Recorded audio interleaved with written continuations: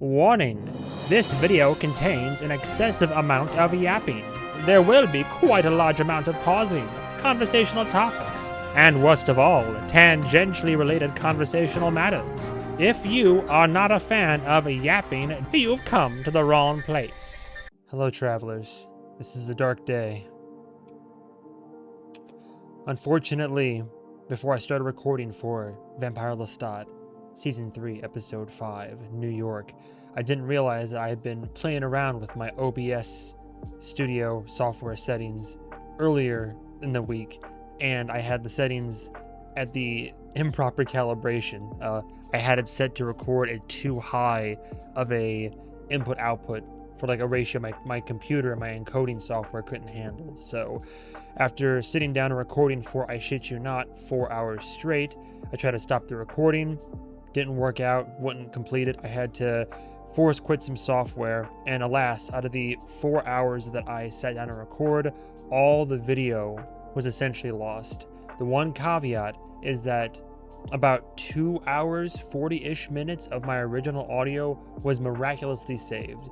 That, combined with the valiant efforts of my editors who had to work together on this one with a copy of the episode that I provided as well, there is still some semblance of a reaction to provide you with. So while I don't have my full face cam video until a little over halfway through the episode, where I have to regrettably re-record my reaction and talking points, the first about the first half to a little over half of the episode, the audio is still there.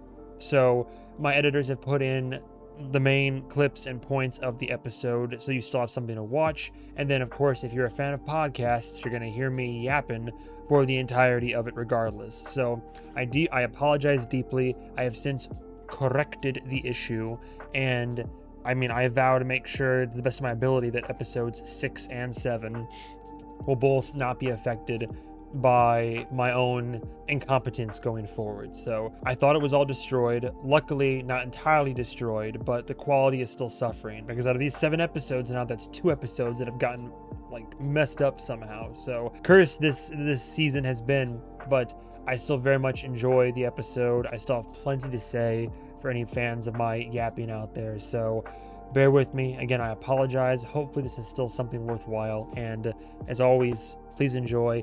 Thank you for watching. Love you all. And here's my reaction, for the most part, to Season 3, Episode 5. Let's go to New York. Bonjour, bonjour, bonjour, mes amis. Bienvenue dans cette nouvelle, la vampire Lestat de Leoncio. Merci, de revoir, regardez. Welcome back to another episode of the show formerly known as Interview with the Vampire, now known as The Vampire Lestat.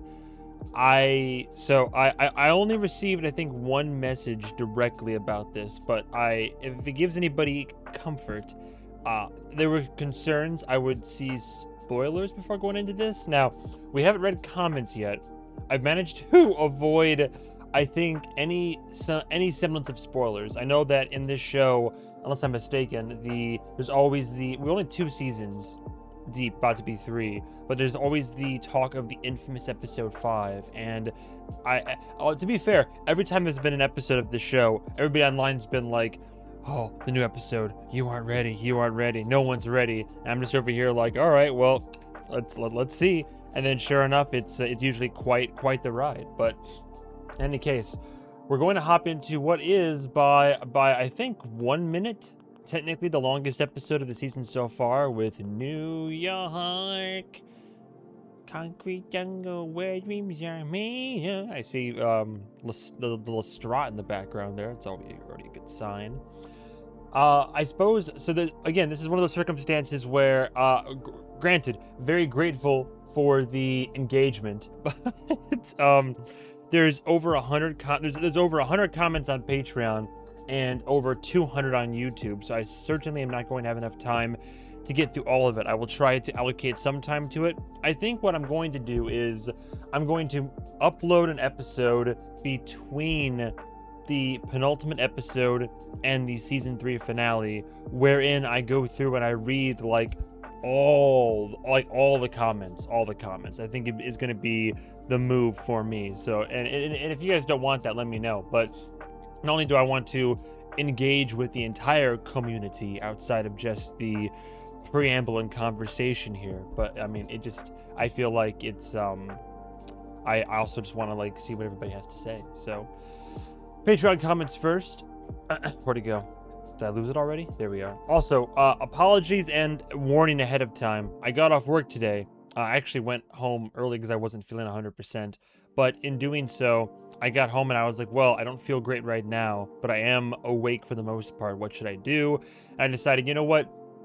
Take a nap and then try to record. So at risk of being groggy for this episode, I do feel a tiny bit better than I did pre-nap. 4th of July was very busy for me at work, so maybe my body's just catching up with me. But the nap kind of helped a little bit, I think. So I'm still trying to make sure I'm like waking up, like trying to make sure I'm like 100% back in the game. But I might be a little bit slow. I might be a little bit groggy. Hopefully I'm still on my A game, but apologies if I don't seem like I'm 100% on the straight and narrow. That being said, Vampire Lestat episode 3, season 3 episode 4, Devil's Road comments. Pancake says, my comment is safe, but there's one below that's not okay. Or, well, I'm not going to get too much in the replies then. I know seeing Armand get humiliated in so many ways this episode is kind of funny, and yeah, he deserves a lot of it given the harm he's caused, but since we've already spent so much time exploring sexual trauma, especially in the previous episode with Claudia and Lestat, I think it's worth paying attention to the kind of insults being thrown at Armand. It all ties back to the story he told Louis and Perry about being sexually abused at the brothel and later by his former master and maker. In season 1, Daniel called him a rent boy, based on what he assumed about Armand's relationship with Louis. In season 2, episode 5, Louis brought up Armand's sexual trauma during their argument. Quote, I'm the vampire Armand and my daddy vampire groomed me into a fucking bitch, end quote. And now in this episode, Lestat calls Armand a rag doll for sale in the song. Daniel insinuates that Armand will use sexual favors to get what he wants while insulting him. In the flashback, Gabriella also calls him tart, which can be used as a derogatory term for a promiscuous person or a sex worker. So there are a lot of sexualized insults directed at Armand throughout the series, and I really hope the show explores that more in the future.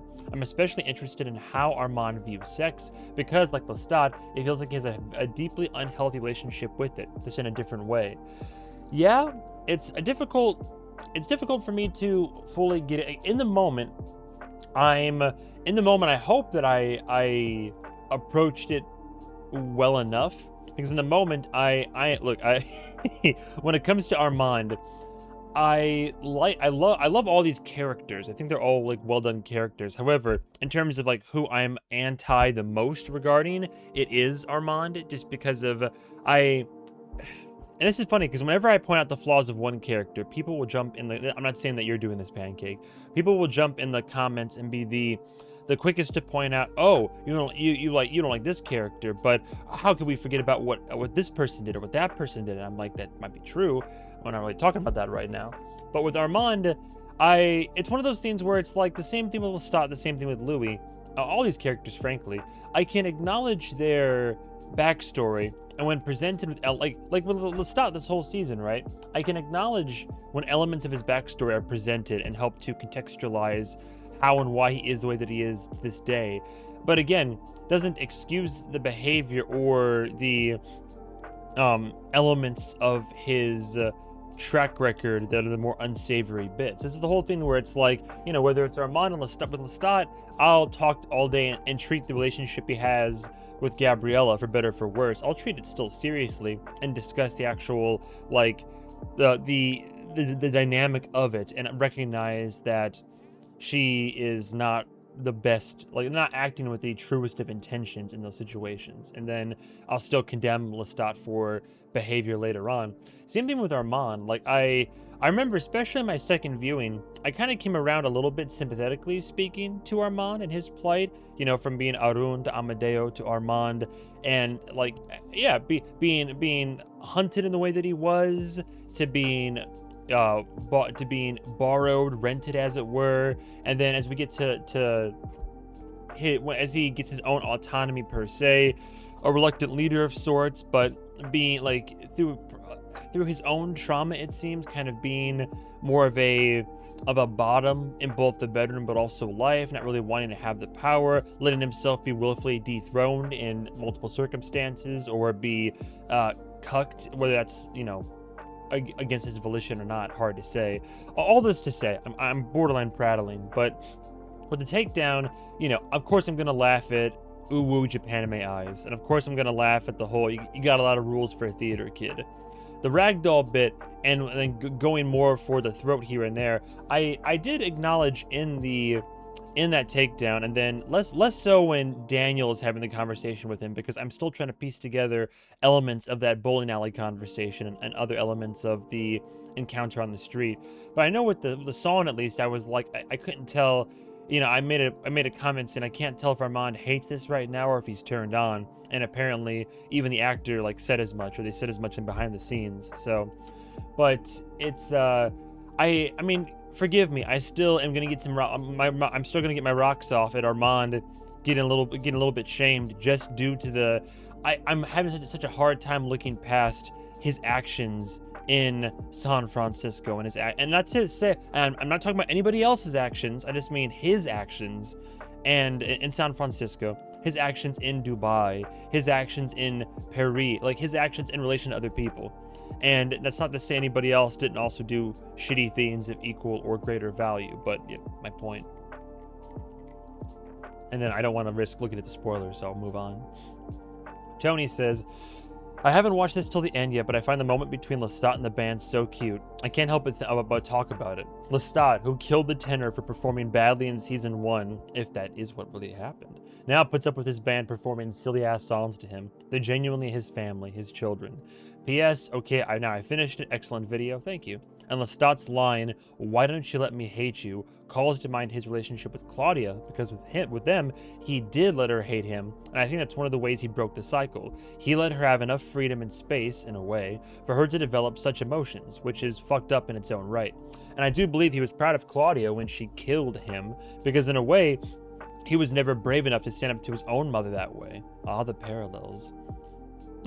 The tenor watching from beyond the grave as Salamander leaps around, yelling "Big Bus." Very cute, very cute. Sam says, by the time the season's over, the reactions will be 5 hours long. Well, it's funny. I might read a few of them over on YouTube, but everybody that's on YouTube just watching over there, they're like, oh, we're getting closer and closer to 3 hours. And I'm over here like, have you seen, like, do you know I post the little still from the Patreon uncut version. Like, Patreon reactions have been just about, like, up to or over 3 hours for the last few episodes, and I don't mean for it to happen, but it seems to happen every time. But I mean, yeah, I'm curious. I feel like 3 hours is kind of the max so far, it seems, unless I've read comments for a whole hour or something. But I'm curious. This is an hour episode, so we'll see. Lynn says, I will just say this. Not everything Armand does has to do with Lestat. Well, for sure, yeah. I have to keep my eye from twitching sometimes. Uh-oh. Pancake says as well, I believe completely that from Armand's perspective, he harmed Daniel the most. We all know who he actually harmed the most. It's Louis and Claudia. Turning someone into a vampire is a disgusting action to Armand. Probably the worst thing he thinks he can do to a person. Maybe we'll get more since we now know he did not turn Daniel in Dubai, but on a private plane. What were they doing up there together? That's the thing. And it's not a spoiler because I just need to listen to the dialogue. But I think I didn't talk about it or address it too much because when Daniel starts talking about it in the bowling alley, I thought he was making some obscure metaphorical comparison, or he was talking about maybe even his real dad for a moment or something. But he references like a plane over Newark and these different, like a private jet and all this, and I was confused and wasn't sure what he was talking about 100%, so I didn't really bring it up. But apparently, yeah, there's more context. There's more may have happened after Dubai that we're not yet privy to. So I'll be curious to see it.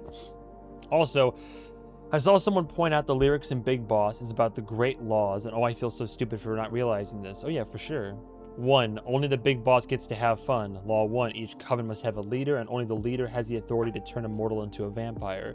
2. If you're a boo-boo, then he doesn't want you. Law 2. The dark gifts must never be bestowed upon the crippled, the maimed, or children. 3. Oh, don't you dare write down his history. Right. No vampire must ever commit to history. Write in the history of the vampires. Rule 4. If you know him, then you won't know much more. No vampire shall ever reveal their true nature to a mortal and let that mortal live. Then, lastly, only the big boss gets to decide who dies and who stays alive. No vampire may destroy another vampire. The only exception in this coven master who holds the power of life and death and is obligated to destroy those who break the great laws. Also found it very funny that Lestat says that Armand, quote, got too many rules for a theater kid, end quote, when that's his fault. He was the one turning Armand into a theater kid. Hypocritic says, well, I don't disagree. I think people are underselling the amount of damage Armand has done to Lestat with Claudia. Wait. The amount of damage Armand has done to Lestat and Claudia and Nikki. I'm laughing so hard about some of your comments about Daniel and Armand. Everybody's just tickled pink over Daniel and Armand in my eyes, huh? I don't know what Devil's Minion is, but I have to assume, especially if love's on the table, I'm over here like, a couple of boys, couple of old boys, couple of silver foxes. I'm like, what do you want me to think? I don't know. Is it just gonna be like a weird like sub-dom thing? I don't know, like Devil's Minion, the minion of the devil. Okay, here's your proverbial leash. Like I don't know. I'm already worried enough that Daniel's not gonna survive this season. All right, like I don't know what anything means yet. Honey says, Lestat and Gabrielle's relationship is so extremely complex, it's really one of my favorites. Gabriella says that she is not a wife, not a mother, not a woman. She completely identifies as a monster because it's the only facet of her existence where she wields power and autonomy. As I view it, the whole incestuous relationship is initiated by her as a way to stop being a mother. I'm not really sure if she has any genuine love for Lestat. Certainly not motherly love, but I really don't think it's sexual love either. For her, it's just a way to separate herself from the motherly role. The tragic thing about that is, of course, that Lestat genuinely wants his mother's love, and he feels that the only way he can achieve it is through sexual nature after Gabriella initiated that whole relationship. This is an incredibly big piece at the core of his character and recontextualizes his behavior in previous seasons. Like in Season 1, when Louis was going to hang around with other people and is really against it, or when Claudia left for 7 years and Louis stopped sharing his body with him. He must have genuinely felt that the only way Louis would love him is if they were having sex. Lestat seeing his self-worth being tied to the sexual relations he can provide others is really tragic. Excuse me.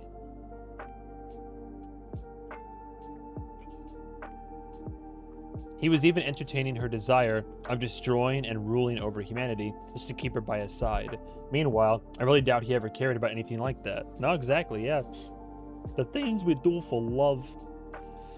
Mickey says, I'm sorry, but Daniel ate Louis up with that line. Still Louis the pimp, paying a woman whore to sit in a room and talk to you at the end of Season 1. Still reading true today. I don't blame Regina. She's also in a desperate spot herself, and Louis has picked up on that and used it for leverage to satiate his own desires to see and hear Claudia again. It's effed up on all sides of the coin. Hush Firefly said, Daniel's words were all I could hear during those scenes. How did it go for those being paid to listen to Louis? Lily, dead by vampire. Daniel, nearly dead by vampire in the first interview, only to then be dead/undead after the second interview by Regina? Valerie says, the reading of the comments is one of my favorite parts of your reactions. I think it really encourages thoughtful engagement from your watchers, builds community, and just feels good to be acknowledged. Thanks, MovieMan. Epicritics agrees and says specifically the Patreons. The patrons. The patrons! Well, I'm glad everybody feels that way. That's how I view it, I don't want just like the comments out there in the void. I've gotten shitty about responding to them individually, granted, but at the very least, I always want to address them in this format. Oliver said, what is Devil's Minion? Where is Devil's Minion? Who is Devil's Minion? That's what I'm saying. The man, the myth, the legend, scattering all over Season 1 and 2, and now finally starting to bloom. Excuse me. In all seriousness, I do think Armand was being sincere this whole episode. Was he? He is Arun now. He is regressing. He took up Alex for a reason. Yeah, but what are the odds? Yes, but what are the odds he would be at an AA meeting in Ohio, even if he started with nefarious purposes, and then went over to like an altruistic, sincere? It just the coincidence is too big. I'm sure some part of him might have it. I think the only bit of sincerity that I got from Armand in that last episode was some part of me was like, a bit of the conversation with Daniel, at least when Daniel like follows him outside, that did seem sincere. But I don't know, man. I don't trust Armand. Not as far as I can throw him, and I probably can't throw him far at all. Armand healed him of his traumas and addictions. Armand's so kind. And I may have listened to Big Boss 100 times now, if not more. But when he said the line "Ragdoll for sale," I immediately said "Death to Lestat," and then I said, "Well, that's a big projection, isn't it? Mama, the call is coming from inside the house." This isn't about you, just a rant, but I'm very tired of both Lestat and Lestat fans crying about Lestat's trauma while completely disregarding Armand's, who's literally been in survival mode for 500 years. And it's one thing for the characters to make fun of Armand for his trauma because they are evil, but it's so weird seeing it from real people. Again, I know you're not talking about me directly. I don't go after Armand for his trauma. I go after him for what I've seen him do. And perhaps his actions, like all of our characters, like we've been talking about, are a result of said trauma. But I think trauma can help make a character more sympathetic or empathetic. But the tricky part of this is that trauma, for all these characters, all of them, mind you, I still don't see it as like a here's the band-aid, like a mend-all, end-all, be-all, like I don't know about excuse, but like, oh, he only did this because he's like this because of his, his terrible past. Believe me, I always bring up Handsome Jack in Borderlands 2. I shan't go on a big rant or anything like that. I can admit, Handsome Jack in Borderlands 2 is a murderous fiend. He's a monster. He's become the villain of the story. However, he didn't start off that way. When you get more information about his character, you realize, man, he was like the closest we had to a hero. He was trying his damnedest to help out, and he wanted to be a force for good. He was a good guy, but then he was betrayed and stabbed in the back and used and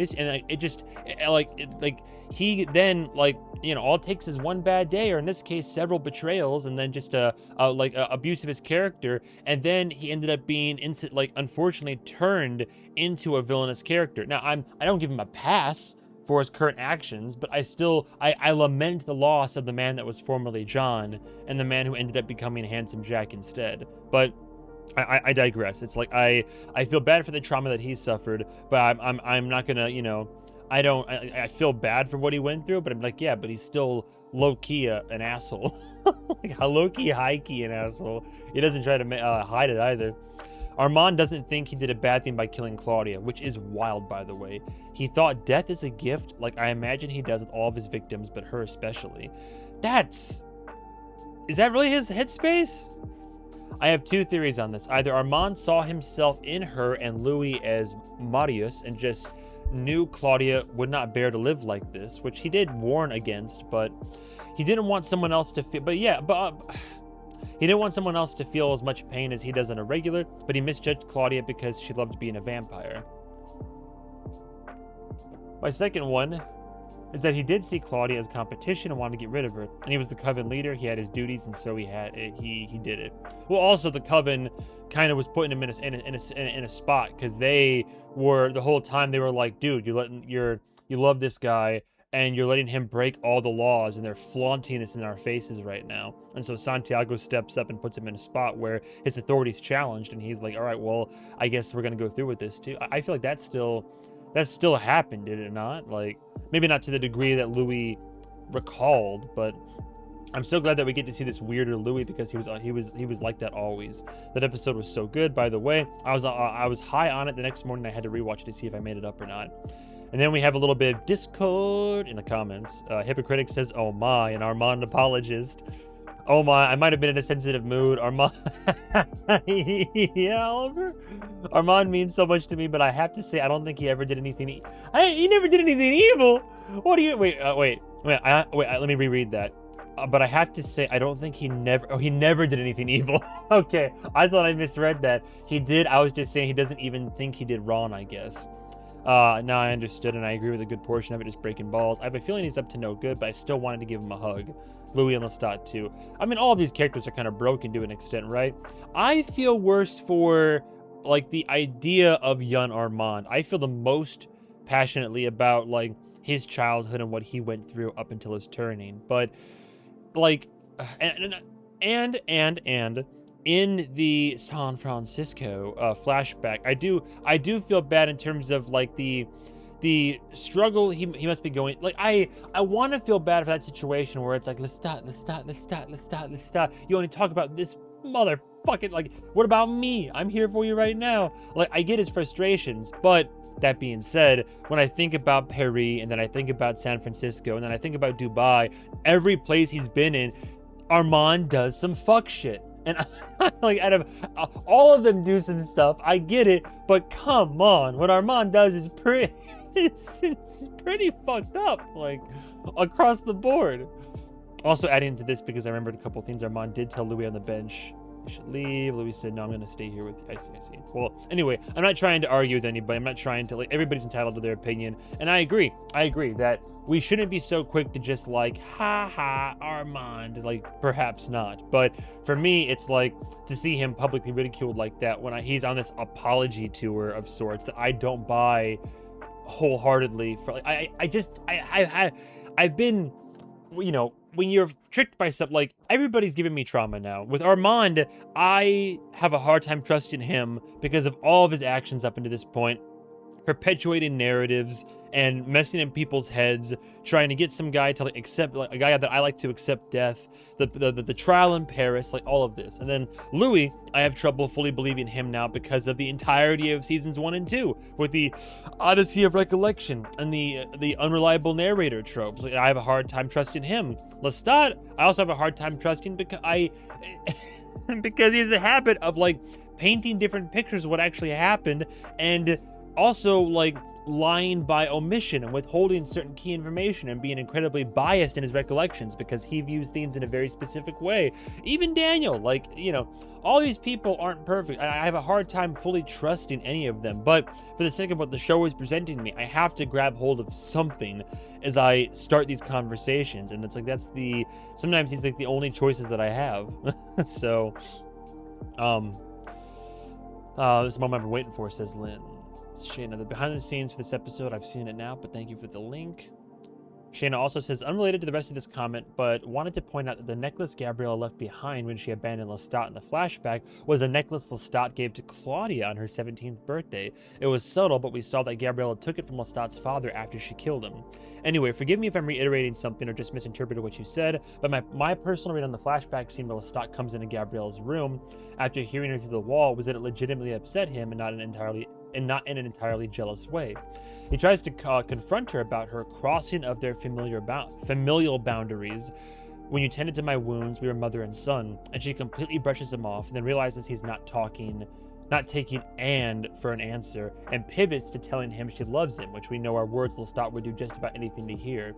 I took her actions as being quite intentional and coercive there. Definitely agree that she was attempting a similar thing with Yarda, and that Lestat maybe replicated a bit of that behavior by baiting Louis with Antoinette. Also hate the implication of Lestat's lyric, by candlelight you used to teach me how to kiss. Oh, for real. Sam says, you're forgiven for not recalling that Lestat's brother beat him up and fetched him from the monastery, because that's a detail from season 1, episode 1. Being dragged back by... Alright, I was wondering how I missed that, but I forgot that it was mentioned in episode 1. I thought that maybe it had been mentioned in this, but I think it speaks to the larger issue of not enough screen time during the flashbacks. Being dragged back by his father and brothers wasn't explicitly mentioned this season unless we both missed it. Gabriella gaining an obsession with Marius, Daniel taking jabs at the quality of Armand's blood. Oh boy, it's giving foreshadowing. It was so curious to me that Daniel was upset that Armand didn't kill him. I think he's looking back at his life and seeing the worst parts of it and thinking Armand was right about how terrible it would be. But the reality... Sorry, distracted. But the reality... Where'd it go? The reality of it is that he had 2 divorces because he had 2 people he fell in love enough with for him to want to spend the rest of his life. His daughters hate him, but I bet he also has wonderful memories with them. The drug addiction is probably the worst of it, but the contrast between young Daniel saying he didn't want to die versus old Daniel wishing Armand had killed him is so interesting to me. Also, the Jesus imagery with Lestat getting shot through the palms while he's about to lead a vampire revolution, they might finally stop shying away from the heavy religious symbolism and themes from the book. Interesting. Melissa says there's also a reference to him as a messiah. Can't recall when or who said it, but I definitely noted it. Valerie said Armand is such a kind and gentle brain surgeon. That's kind of how I feel about it. I'm not gonna lie. That's how I feel about it. Vivian, the board, says, as an Armand apologist, the board hated the shame tour, but he deserved it. Oh, I see. If Big Boss cut through to the latent Amadeo within Armand, he was devastated. Love to see it. Lestat understands Armand so well. That's what I'm saying. The board hated the shame tour, but he deserved it. Obashenka says, reading some of these comments, people really do love coddling Armand and his fan. See, it's so curious to see the different sides of things. Whether it's there's the Lestans, the Armand defenders, everybody has their favorites. I have my favorites, and my favorite's Daniel, and I give Daniel a pass for a lot. And I'm like, he's just a journalist. He's just getting to the hard facts of the matter. But then sometimes I have to confront the cold reality of it, right? Sometimes a bucket of ice water thrown in my face, where it's like, hey, being a reporter is kind of his drug, you know. Maybe it's not a great thing. And I love him, don't get me wrong, but let him at least pretend to try and own up to some of his actions.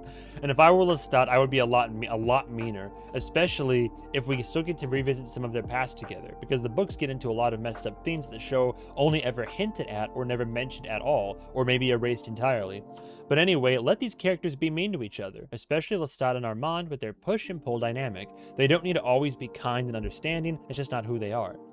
Pancake comes back and says, I don't think pointing out that he's a survivor of sexual abuse is coddling him. He was a literal sex slave as a child. People are pointing out what the show already explored with many characters.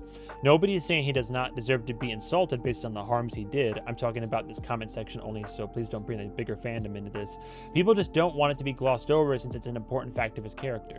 I like that Lestat, Daniel, Gabriella, and Armand insult each other. I like that they are mean and cruel. It suits them perfectly and says something about them as characters. I'm not against it, just don't ignore what they are saying. And I agree, I'm hopeful that the show will address it sometime in the future, I'm sure they will, but Armand being dismissive of Lestat's Magnus trauma wasn't met with the same grace, for example. He even acknowledged it himself this episode, sincere or not, and people still tried to deny that what Lestat went through was literal sexual assault. I've seen that so much, unfortunately. I just feel like some people need to think and understand where these characters are coming from when they say the things they do or about each other, or do to or about each other, instead of coddling or excusing it. That goes for literally every character. I gotcha. Yella says, not 2 songs, 5. Oh, I see. Plastic Fiends, Big Boss, Nothing to Lose, Hit the Lights, Le Petit Coup. Dr. Billy B had the exact same reaction to What Now, Daddy Lou? Oh, yeah, I was just like, I had to pause. It was so unsettling and so sad it made my skin crawl, especially because they have Delaney stare right at the camera while wearing yellow while saying it. This is a dark road. Yosef says Lestat throwing the moniker of theater kid at Armand as a dig is like the least self-aware thing he could have possibly done. Vaughn says, to answer your question about the opening credits, yes, he said something different every time. Also, some people have been calling... Oh, I see. So instead of Dream Nick, they're calling him Hallucinicky. And Antoinette, it's like, do I get a finger? Did I at least beat Antoinette? Oh, no, what was it she said? He said, did I at least beat Antoinette? She only gave you a finger. Hallucinicky is pretty great. I audibly gagged at the What Now, Daddy Lou. A says, the way my dislike tripled when Gabby shouted, grow up at Lestat. Ma'am, you are the cause of 90% of his problems. Nova says, my theory on Daniel blaming Armand for his divorces and rehab and year of fish is that Armand erased more than we know of their past relationship. Memory wiping Daniel didn't happen in the books. This is theory entirely. I was dead right about Armand directed the entire Dubai interview, which also never happened in the books. I called that shit a year ago and built up a video essay called Armand Told the Truth that I ultimately scrapped after people on social media kept calling me a delusional idiot for believing a director with centuries of experience directing semi-improv theater could pull off a Dubai interview without suspicion. I always say go for it. Hell, if anything, it's just going to be, your haters are just going to be more like content engagement. The proof, like, always give your opinion out there, you know, you're not hurting anybody. The proof has been in the pudding this entire time, down to the levodopa transfusion Armand arranges for Farid to give him, which is known to bring back memory to dementia patients temporarily. Armand didn't... Oh, yeah, I suppose you're right. Armand didn't turn Daniel out of spite. He turned Daniel in spite of his feelings about turning a vampire, in spite of Daniel's protests. He fell in love with the fascinating boy. The way he looked at him throughout 1 and 2, so many reactors called it malice or hate, but I saw adoration, regret, gratitude, and lust. Like Daniel said to him in Season 2, when Armand talked about Lestat's involvement with the Coven. You let it happen. You led him there so that he could destroy it. Armand replies, his words have been my thoughts for half a century, which is the same exact phrasing regarding time span that Louis uses when he says, half a century later, allow me my odyssey. It's all been there. I hope we get an eternal sunshine of the spotless mind-esque moment of Daniel's memories coming back. Interesting. When you put it in that light, curiouser and curiouser. I'll have to see how it goes. Let's see. Oh, I'm still here if you do the newsreader. I plan to do the newsreader for sure. Hypocritic says, I don't think Daniel's feelings are necessarily projection at all. Louis and Daniel already hashed a lot of this out sitting with their feet in the rocks. Daniel was never so lost that he couldn't hold a job, have marriages, divorces, children, and build a career.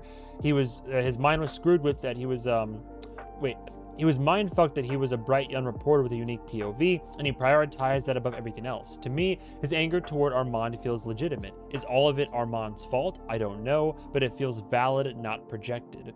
And exactly, Armand allowed Lestat to tear apart and rebuild the Coven. Is it possible he also allowed Daniel to destroy his relationship with Louis? Food for thought. The irony is that this is Lestat's season, and as someone who was already a Lestat fan, I found myself becoming more attached to Louis than ever. Ooh. I'm genuinely feeling for him this season, for his loneliness, his potential self-destruction with Regina, and his longing for her. I've even found myself sympathizing with Armand, despite strongly suspecting he's up to no good. That's the mark of truly great television, making us love and hate these deeply nuanced characters all at once. Oh yeah, that's why I love villains so much, is they're like, especially the deep, well-written, like, compelling ones. I'm convinced Roland Jones is the only person who could have successfully carried on Anne Rice's work in adaptation form. I never expected to feel this way about Louis. Damn, I do want to give Louis a hug, Lestat a hug, and yes, even Armand. This season has been an emotional assault in the best way possible, balanced perfectly with enough levity that I haven't spiraled into despair while watching. Thank you, Roland, and thank you MovieMan, for being so astute, boy. More than anyone else, I appreciate that. I'm just a little guy, man. I'm holding on for dear life. As someone who ain't a book reader, who has no idea what a deviled egg minion is or whatever the hell the kids are saying, I'm here just enjoying my time. I look forward to experiencing this show with you. This is why I love reaction channels. It feels like sharing a passion with a friend, and there's almost no better feeling in the world than having that passion genuinely reciprocated. I feel you on that one, for real. That's the community that's like sharing in the arts that we love and appreciate. Not sure what that says about me. I mean, nothing bad, that's for sure. Great reaction and a heartfelt thank you for letting me indulge in that feeling once again. This is rapidly becoming my favorite TV series of all time. I demand Emmys. Oh, here's hoping. Or I may have to write a manifesto myself. Oh no. I'm just gonna be looking at, it's gonna be the Emmy live broadcast. I'm like, is that hypocritic? No. It's like, no. Wait. P.S. I knew the Uwu Japanime eyes line would get you. I was waiting for that laugh. Ignore MovieMan saying Patreon isn't necessary. Join anyway. We have a genuinely lovely community and an awesome place for book readers to discuss theories and spoilers. He's not your boss. I am. Are you asking us, Mata? But seriously, if you're looking for a garden of kind people to share theories and passions for the show, this is the place. Bring your best theories and your kindest hearts. Let's see. All right, well, we can't stay in the comments forever and ever. If you don't want even a slight bit of information in Devil's Minion, you can skip the after hours. Too late. Oopsie daisy. I'm sorry. How long have we already been reading Patreon comments? Of course, it's been almost 40 minutes. I gotta... All right, YouTube, a few comments here. Giggles and Devil's... You bastards. Stop. Leave me alone. Stop. You're making fun of me. Giggles and Devil's Minion. Devil's Minion stonks up. Through the roof. To the moon. I love that each video has been longer than the last. I'm fearful of how long this video is going to be. Nope, you're 100% right. Assad said that in that scene. Armand was torn between being angry and aroused. That's good to know. Lestat reminding Gabriella about the night after the wolves and emphasizing my mother and son, but you touched me like this, left unsaid, was him trying to clarify a boundary maybe for the first time. To me, it read him saying, you touched me inappropriately back then. What does that mean? Why are you touching these other men too? If you want me, why not just me? Why can't you clarify what we are? Then Gabriella just dropped the magic words he needed the most without giving the clarity he wants again, and the, I love you. And again, at the shore, Lestat drawing a blood ring on her finger to signify commitment, but to Gabriella, it appeared as yet another form of being tied to someone. Shackled to something, which is what she's fundamentally against so she left him, and from what we know so far, she never met with him again until after Nola. And so, the cycle of him trying to place boundaries and her finding loopholes and abandoning him and only coming to him when he's vulnerable, or when she has needs for him, began. Simone News says, it's so interesting that Daniel seems to have forgotten that some vamp gifts come with age, not just with whose blood you have. Like, Louis didn't just have the cloud gift and fire gift as soon as he turned. Armand should have taught him and not abandoned him, but he's so impatient like a toddler. No, I get that. I think it's both a mixture of that, but also the fact that, like, when you become a vampire, you do have some abilities right off the bat. And I guess he feels like, yeah, maybe it's after all those interviews, or maybe just like he's thinking, well, surely I should have at least 1 or 2 more things going on right now, or we don't know. I mean, it's been about 1.5 years since he got turned, right? So I'm sure he's like, what's going on? Why aren't these things developing?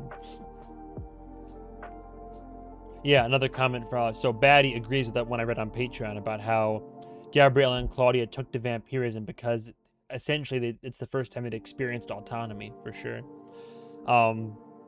Edit Matney says, as Asad Zaman told in an interview, the only genuine thing that Armand said was his love confession to Daniel. Asad did a very good job because it is seen on his face. Yeah, so that's somebody who's more on my side there, or at the very least what he said in an interview, which is like, in terms of I'm not trying to disagree with anybody outright or get into any like big arguments or anything, but I just have a hard time believing that the apology tour is genuine. Just the circumstances leading up to it, for me, are too much of a coincidence. However, that being said, my caveat there is I do feel like that conversation he had with Daniel was the most sincere. And according to an interview he literally gave, that's the case. Also, Scarlet Shroud says, when bowling, Daniel's calling out well-known investigative journalists. Okay, that's good. That's very apropos. We're so close to that 3-hour video. You should see Patreon. Yeah, exactly. Oh, the comments already. Thank you. Appreciate that. The finale one will be longer, hopefully. I don't know if you guys know how long it takes to... maybe I should go back to 1080p, 60 FPS. I don't know if you know how long it takes to render a video that's over 2 hours in 4K. But there's a reason I am not able to upload these things super quickly. But it's the rendering is a murder. At least in iMovie, anyway. Let's see. Who's up deviling their minion? Alright, ha. In the book, he says, I never lie, at least not to those I don't love.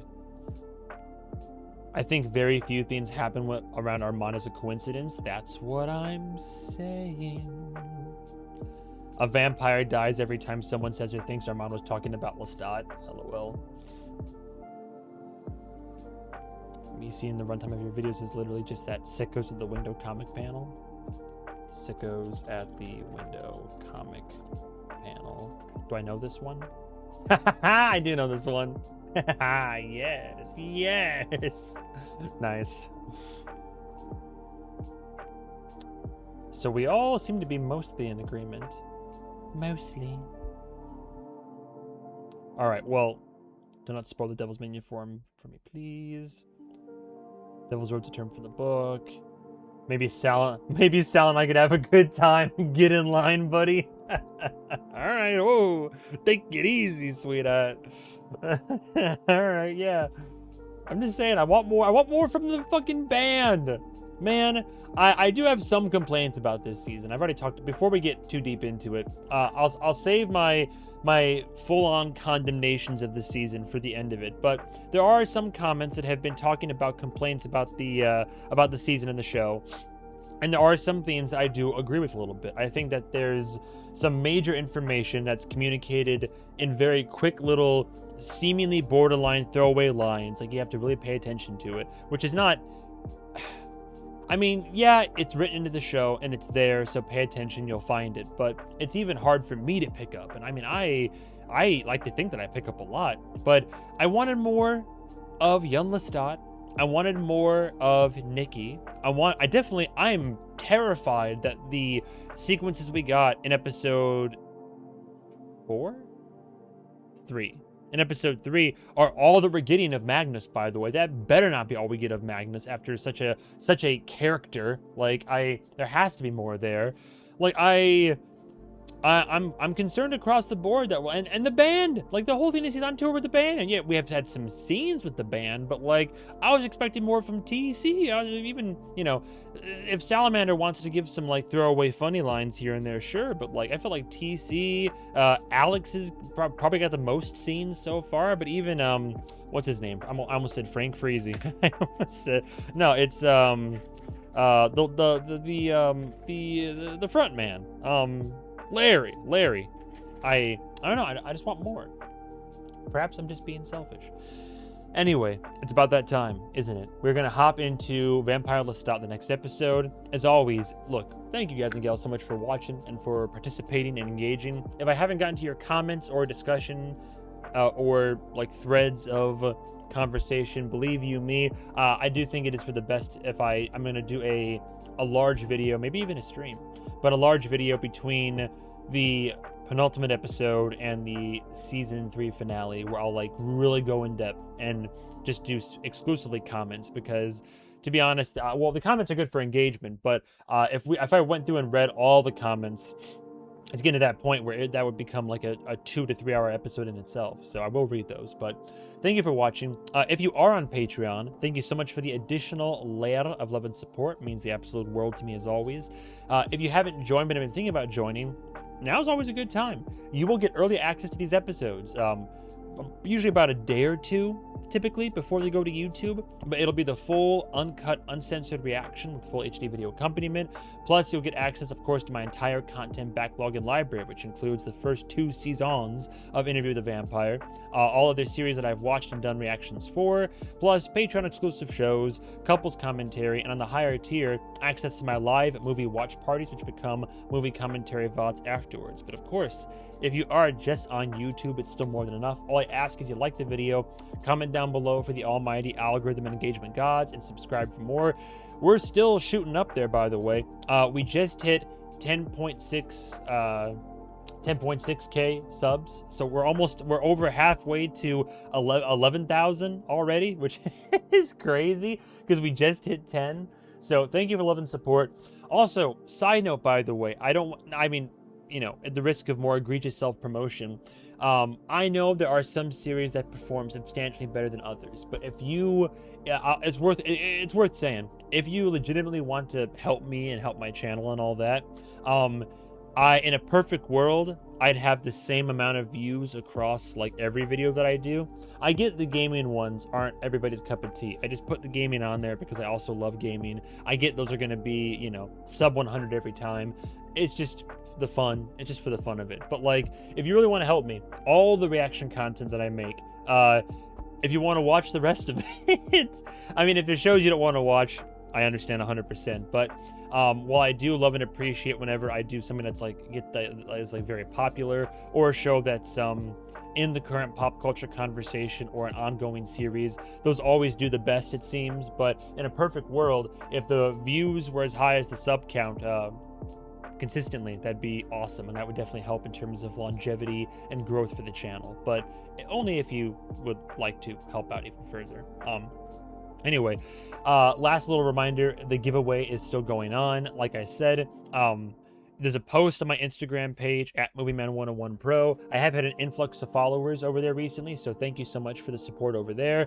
Again, let's keep physical media alive, although if you want digital, that's fine too. But I'm going to be doing a giveaway at the end of the season, giving away at least one full copy of Season 3, format of your choice, for the show formerly known as Interview with the Vampire Lestat, Season 3. So, yeah, all you gotta do is like the post and make sure you are following. Again, like the post, make sure you're following my actual Instagram page.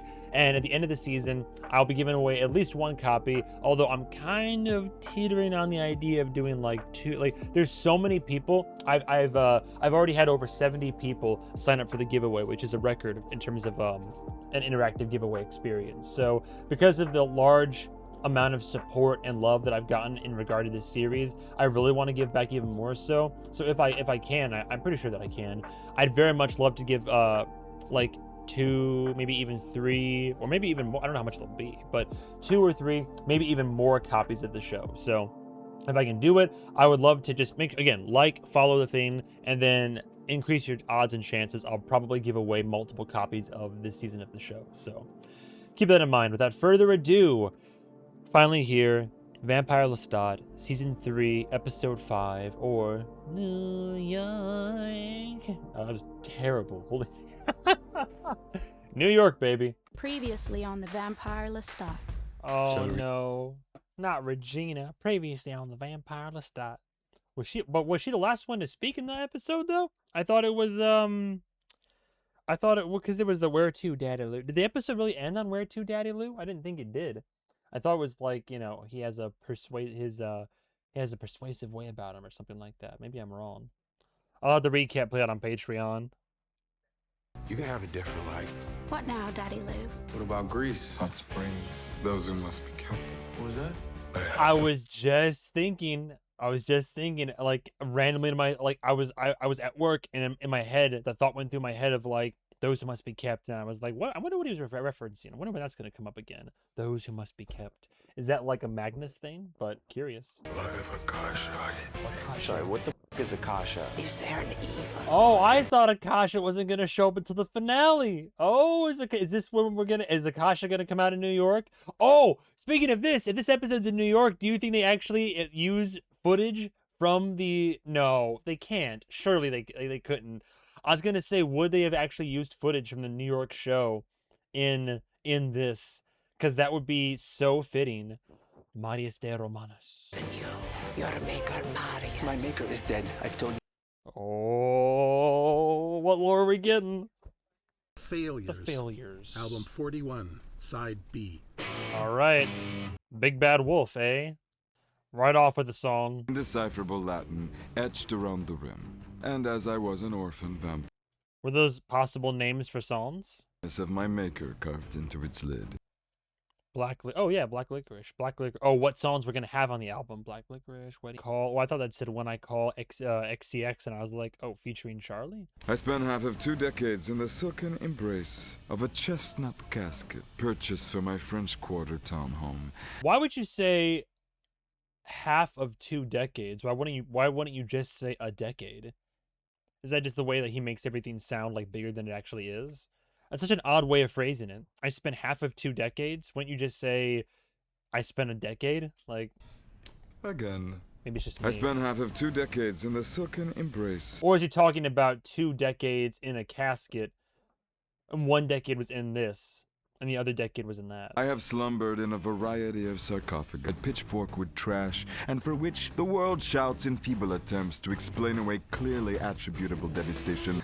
But I, Amel, digress. But I, Amel, digress? Does he mean the French singer, I, Amel, digress? Is that who he's referring to?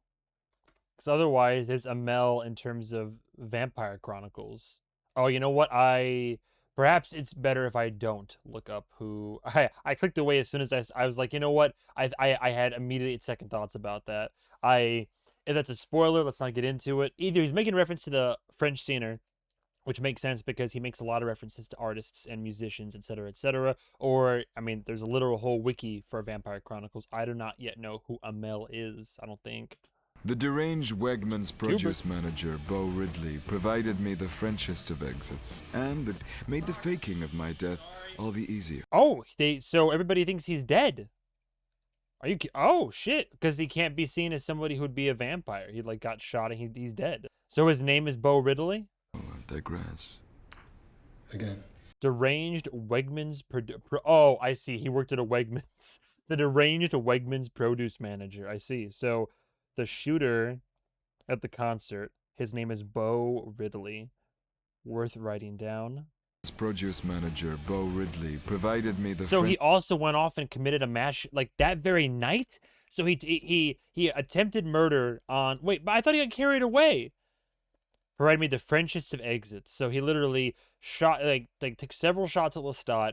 Lestat's now faking his death, and then he went off. Frenchest of exits, and the good fortune of a second mass Oh, then there was a mass shooting.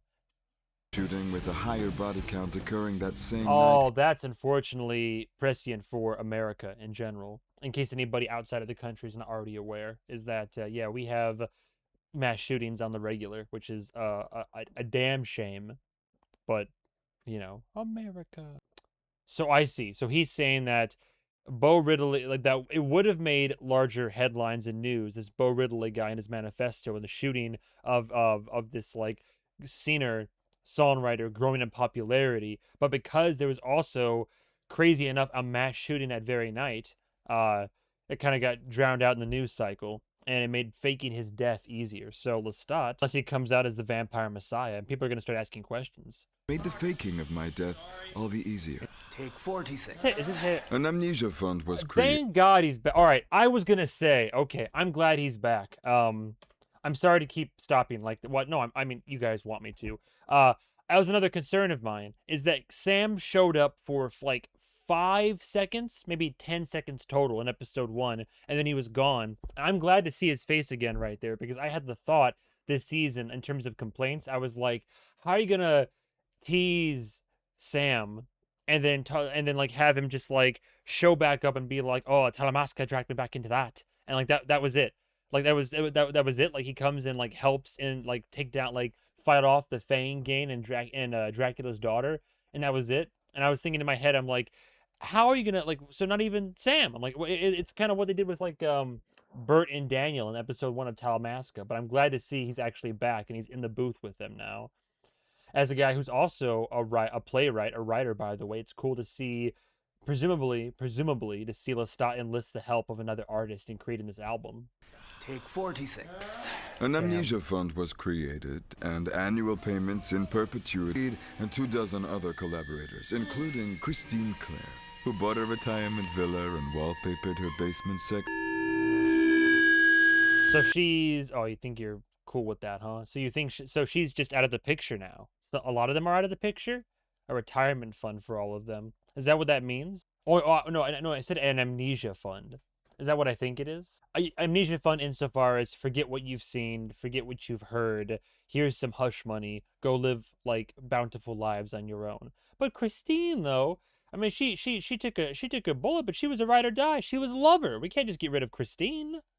Take 46.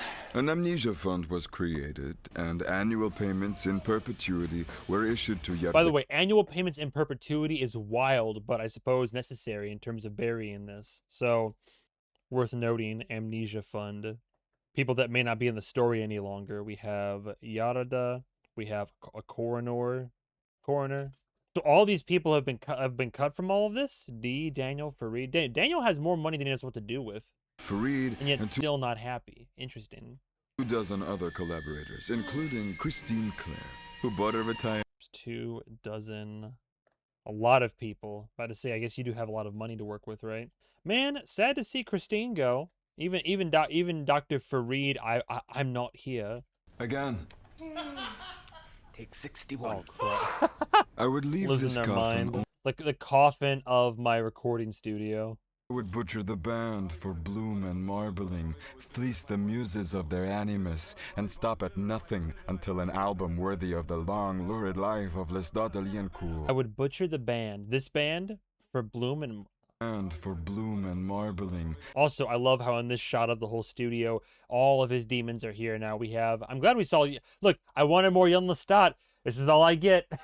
Young Lestat, Nikki, or Hallucinikki, and even Louis are in the room. For Butcher the Band, for Bloom and Marbling, fleece the muses of their animus.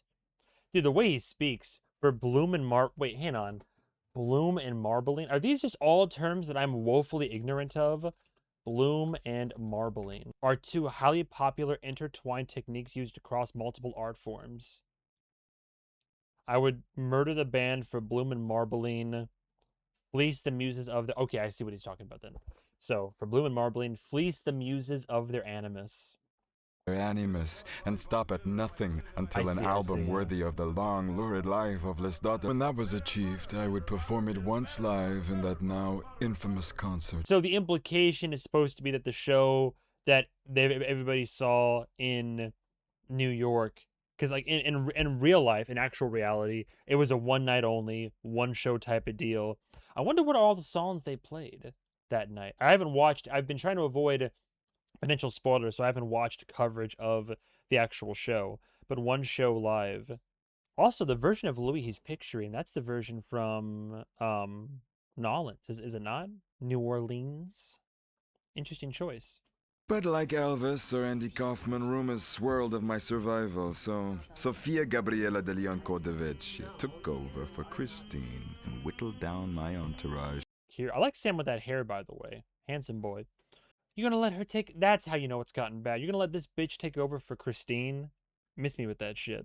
But of course, any excuse for them to be close and working together. And overall, Lestat is just a means to an end for Gabriella and her long-term world domination plans and vision, right? So... He had faked his death once before so he could be trusted to maintain the right. 2, he knew the board well enough from his own recordings. Big Bad Wolf, vocals, take 1. And 3, she knew I hated him for his part in Paris. Oh, so she brought him on, and a large reason of why she brought him on is because he hates him. Curious. He helped to save your life, don't you know? But yeah, his part in Paris is, he was complicit. So, and that's, I'll not be a hypocrite. I like Sam as a character. I think he's the lesser of the evils in the Parisian Coven, insisting he was involved mainly because of the Talamasca and all that. But end of the day, yeah, he's still complicit. So he's still kind of like, you know, that's a no-no. That's still kind of evil inherently. But they're all vampires. They're all evil. Also, is that a fucking blue Yeti microphone in a professional recording studio? Surely I'm wrong. I don't know microphones, but I would think you'd want something better than a... It looks like a blue Yeti, but I hope to God I'm wrong.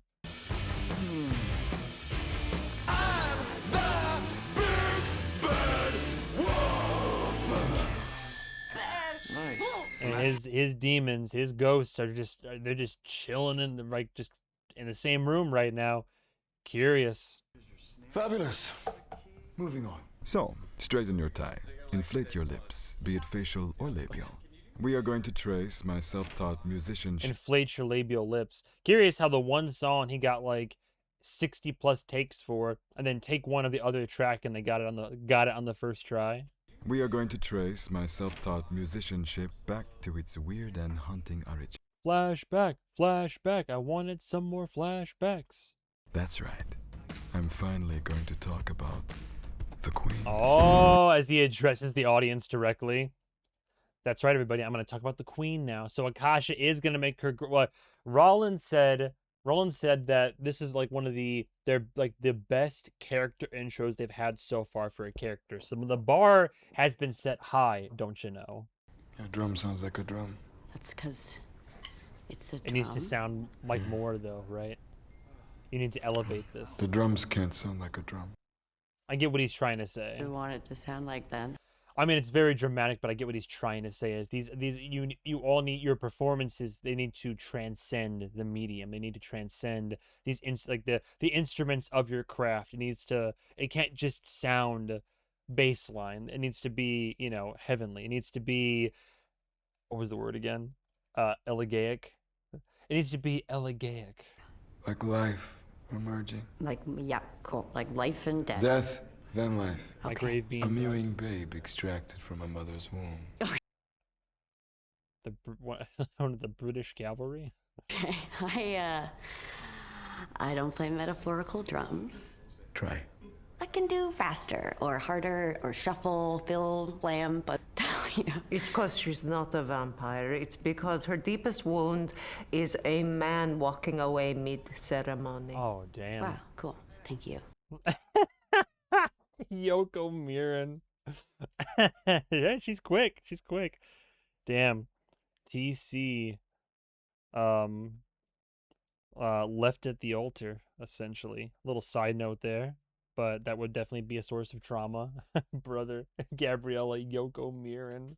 We are making an album about my life, which has been a 3-century train wreck. Sorry, I'm paranoid. Your drums are my heart. Guitar is my hunger.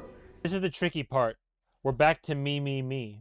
Remember how in the show, this is how things worked first, is that he was using the band as a means to an end. He was like, this is my my Byronic comeback, like his like, okay, I see your book, I see your story, and I'm gonna come back and like embrace this shallow vapid character, but also get my truth across to the beauty of song and dance. Also, Salamander, come on, Elf Bar is so last year. Geek Bar Pulse, where it's at, but it's just me.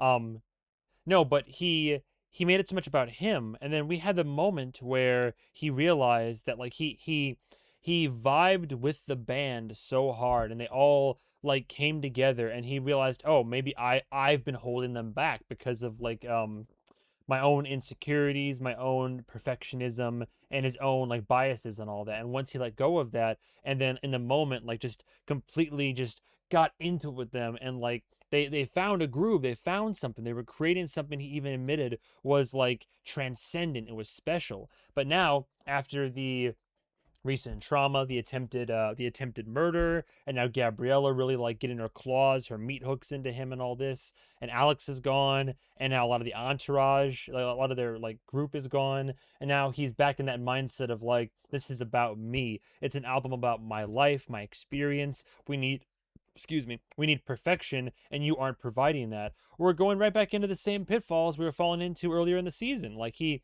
was making progress, and now he's regressing, and now I think the band and the music is going to suffer because of it.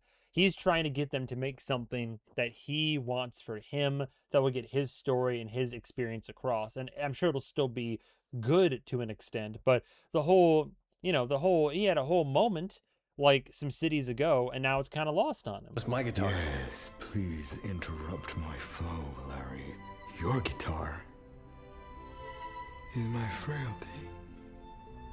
Keep coloring inside the lines as you play, and I'll not a tempo mark to your life, Jack. Again, it's the problem, right? Is that like I would just be repeating myself, but now we have the issue of like, no, this is the Lestat that I remember from season one. This is the Lestat where it's like, this is the Lestat that killed the tenor for singing off key. What happened to the Lestat that was musing with his band and vibing and getting away and like putting cocaine on a cop's face and listening to Salamander sing about the big bus and all this? That Lestat, to borrow from the from the Odyssey trailer, Anne Hathaway, that world is gone. Like, now here we are, and this is dangerous because Gabriella has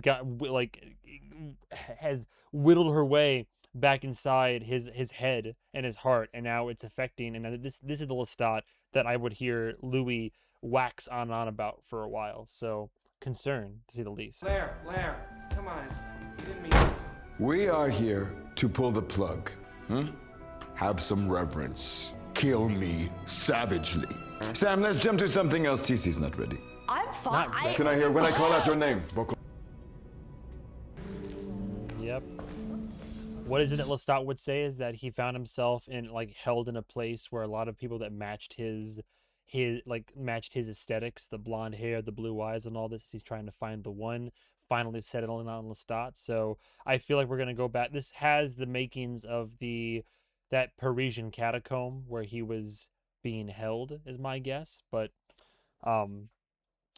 Man, okay, I'm sorry. I got thoughts, but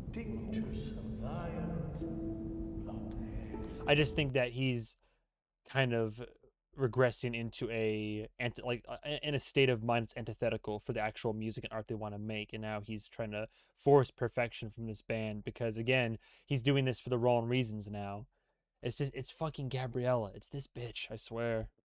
Which I'm not trying to she's a great character, interesting character, and I know I keep being like, oh, this bitch and all this, but I'm only attacking her because I think she's like, she might be the new worst person for me. Like, between Gabriella and Armand, I'm like, oh, Gabriella, you're slowly becoming my character that I'm like, oh, I don't like you the most, but.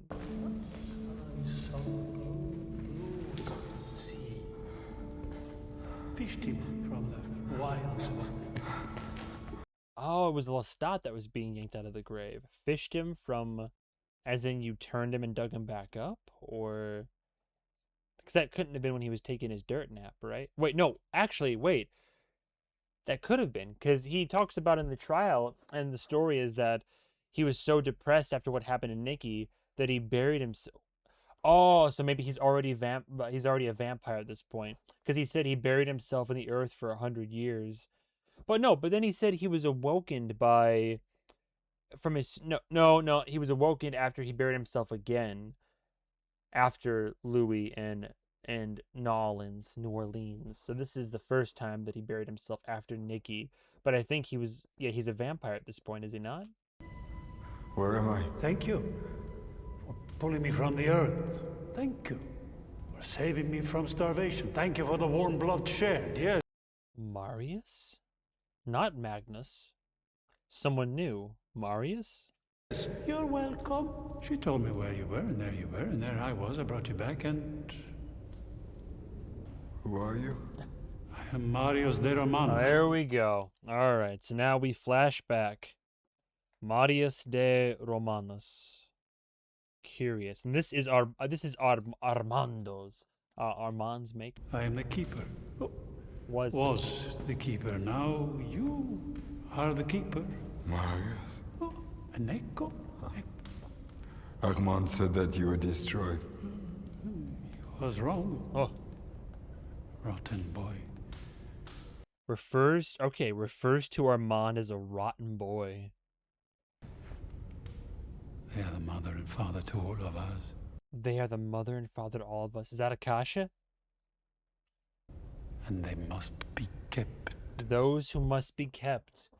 Keep them. You're the keepers of these people. These sacred, ancient beings. And they must be kept. Those that must be kept. The mother and father to all of us. Is the implication there? I know nothing about the Queen of the Damned or any of the lore, but just based on the conversation right here, are these like the... This is like the chicken and the egg argument, is it not? Where it's like who were the original vampires? You have people turn, and someone turns this person, etc., etc. The cycle perpetuates. But how does it start? Was it an affliction, something in the blood? Like who were the first vampires, or who was the first vampire, and how? How did it happen? You know, the Wendigo by a close approximation, craving of the flesh, caused by, craving of the flesh. I mean, not just blood itself, but the idea of the Wendigo is that when you're in desperate needs, it's kind of a spiritual, supernatural thing, a possession, if you will, that compels one to then consume human flesh, and then you become monstrous, and your mind goes in that sense. But something like a vampire, I never even stopped to consider the origin. Once you trace up the bloody family tree, like who was the first, who were the first, how were they the first, how did all this come about to begin with? I love we're getting a crazy amount of in Immortal Universe lore in this season. That's been really cool. Marius de Romanos was for a long period of time. He's also an ancient. He's also an ancient vampire. Have the blood of, but he's also been a keeper of them as they take their eternal slumber, as they have their sleep. What? Akasha. There she is, Akasha. The stone. It's alive. Stone. Very alive. Very much alive. Stone but alive. Curious. Little snippets. And this is, he says, he alludes to these flashbacks as being how he became musically inclined. I mean, aside from like Nikki's inspiration, I don't know. I can't quite pinpoint where on the timeline this is, but I saw his nails, right? He's been turned already. Okay, so my guess, based on the timeline that I know of, is that this is after Nikki. We've lost Nikki. After Armand put him into the fire, and then Lestat was so stricken with grief and sadness that he gave himself a dirt nap. But during this dirt nap, Marius shows up, pulls him out of his pauper's grave, so to speak, and brings him in here and says, I am the keeper, I'm a keeper, but now I was the keeper, you're the keeper now, and you must be the keeper of Akasha. Like the monarchy here, the kings and queens of the damned. I don't even know there'd be a king of the damned. But the question is, why? Why Lestat? Why Lestat? The stone. It's alive. Very alive. Very much alive. But he could be catching Lestat in a decent enough time right now, because this would be a time of vulnerability and a loss of self and direction. And this could be that which provides him with all those things. But also, he's only vaguely alluded to, aside from like nowadays when he's like, I have the blood of Akasha, it's okay. Like, he only ever said those must be kept once when he was with Louis. He's like never brought this up until now, after the show and the tour, and he's now brought up in the failures, right? So it's like, why wouldn't he? It's just a secret he's been sitting on. Why wouldn't he bring it up or talk about it? Also, these catacombs seem like the spot in the trailer where he's in a vest, I think, and he's being yeeted into the air. So, I don't know. Thoughts, speculation swirling around in my noggin. Very flattering offer. Sadly, we were only planning to do one in memoriam concert. Okay, so the single concert is an in memoriam concert. I will say one thing. For all the minor complaints I have about the writing, which are very, very minor, and the notes I have here are my grievances of the season, which is not over yet, so they could all be dispelled. But I do love how important every line of dialogue is in this show. Everything alludes to something, is a reference to something. There's implications, there's subtlety, there's overt, like everything means something. And even just right there, like everything just informs upon other lines that have been mentioned, or helps to offer further clarification for elements of the narrative in the story. So I don't know. I know I'm just preaching to the choir here. Can I get the mic a little higher? But I really appreciate the attention to detail from the writer's room, as always, frankly. Elsh wants the vampire Lestat to open for her. But he is 2 meters deep in Ostrava. No, she wants them after they... The ear down the throat past the colon. Play it from your groin. Jesus. Thinking about Alex eating... Well, at least Alex is back. That's cool. But he's really, really laying hard. He's leaning hard onto Larry lately. Jesus. Oh, because he's drinking again? Oh, I see. He's concerned because well, hang on. Alex was going to AA for addiction, but was it for... Well, if it's AA, it's Alcoholics Anonymous. So... Oh, I didn't even realize that. Also, that face. I love how I paused on the perfect screenshots here. So Alex is drinking... Oh, was this moved in the wrong spot? I'm so sorry. Didn't even realize. So Alex is drinking again. Did he become disillusioned after seeing his sponsor was the vampire Armand, and so he lost trust in the system and the process of it all? Because he's drinking again, also eating burgers again. Was he vegetarian or vegan before? Remind me. Unfortunately, that gives me cause for concern, because Alex was struggling. So no wonder Larry's concerned and distracted, is because Alex is back, sure, but it's his brother who was in AA and is literally drinking straight from the bottle again. That's not good. But I'd assume Alex is back off the wagon because of the Armand revelation and his disillusionment with the whole program, is what I would assume happened. More singer, Sam. Hold the head shrinking. From the top. So, you're gonna re-record his parts then? So, Alex is drinking again. Lestat does not give a shit. He's like, focus on your music, focus on the art, stop worrying about your brother and his alcoholism. That's a deep grave. Dig a hole in the burrow. I'm not a mimic. For Larry's guitar. This is the job, Sam. Phil. There's nothing to say because in a way he's right. It's like, damn. Pretend I'm Armando the Talamasca. Be a spineless mole. Do what I say. You're here because my mother brought you into it, so I can't rightly get you out of it. But no confusion or mixed perception about how he feels. Worldly things go into the noise and dust of the sit-back presence of the present.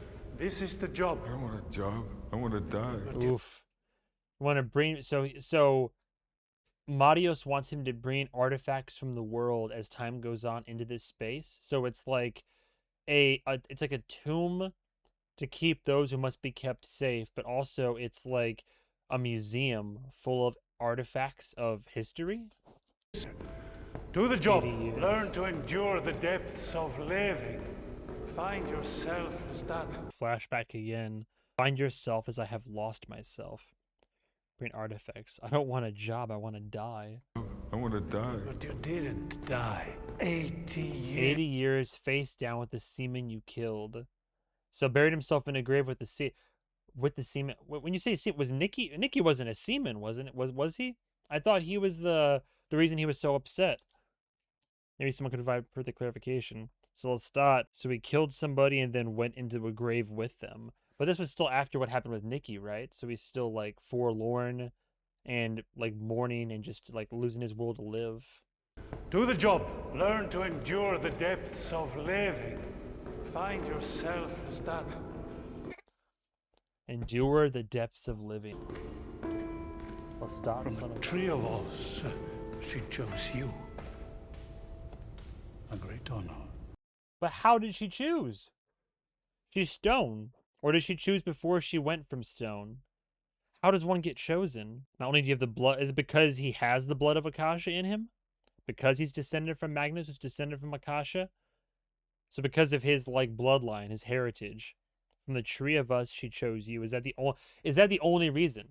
Did Akasha choose Lestat because specifically he has her blood, or did she actually see something within him? That is the question. Start with mimicry. Don't interrupt. Quick sip of blood, fast fading back to them. Here. What happened to him? Interruption! You must bring one back. Burn them here. Uh-huh. Oh, dear. What happened to him indeed? So we have Akasha and Enkil. How did... We burn in the sun, yes?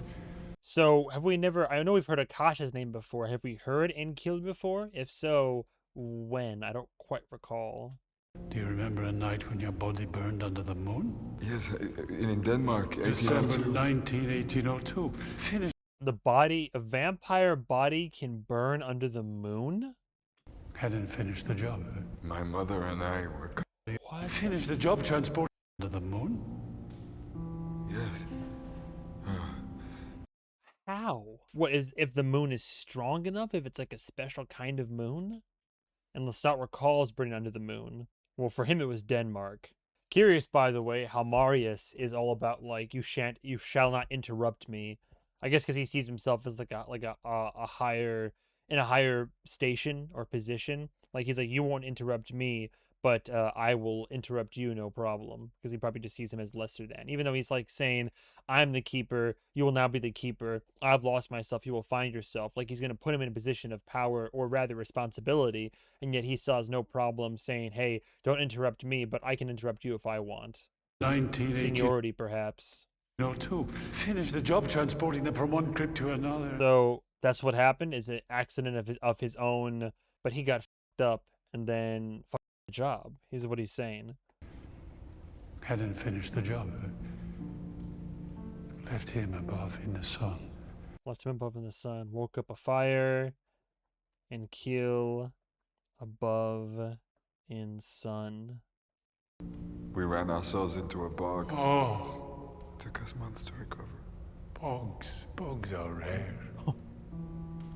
So wait, he was transporting the two of them from one crypt to another, didn't finish the job, got her underground. But then he said, that's a weird way to phrase it. Like, have you have you ever heard of someone burning in the moonlight? But then he says that Enkil was above in the sun. He hadn't gotten him into the crypt yet, which implies that he got Akasha into the crypt. So why would he bring up the moon, but then say it was the sun that did it? Like, I don't.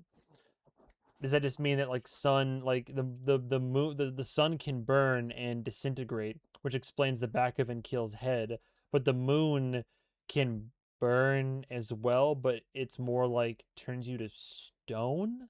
I'm a little bit foggy on the details there. I set us back ages. Curious, he blames himself. We were all connected then. Through her. Sorry, it's just so many important quotes here. So it all started with her, but how? It just came into being? Oh, we all burn, and you are her keeper. If she burns, we all burn. Is that right? Cut the head off the snake? Burns, we all burn.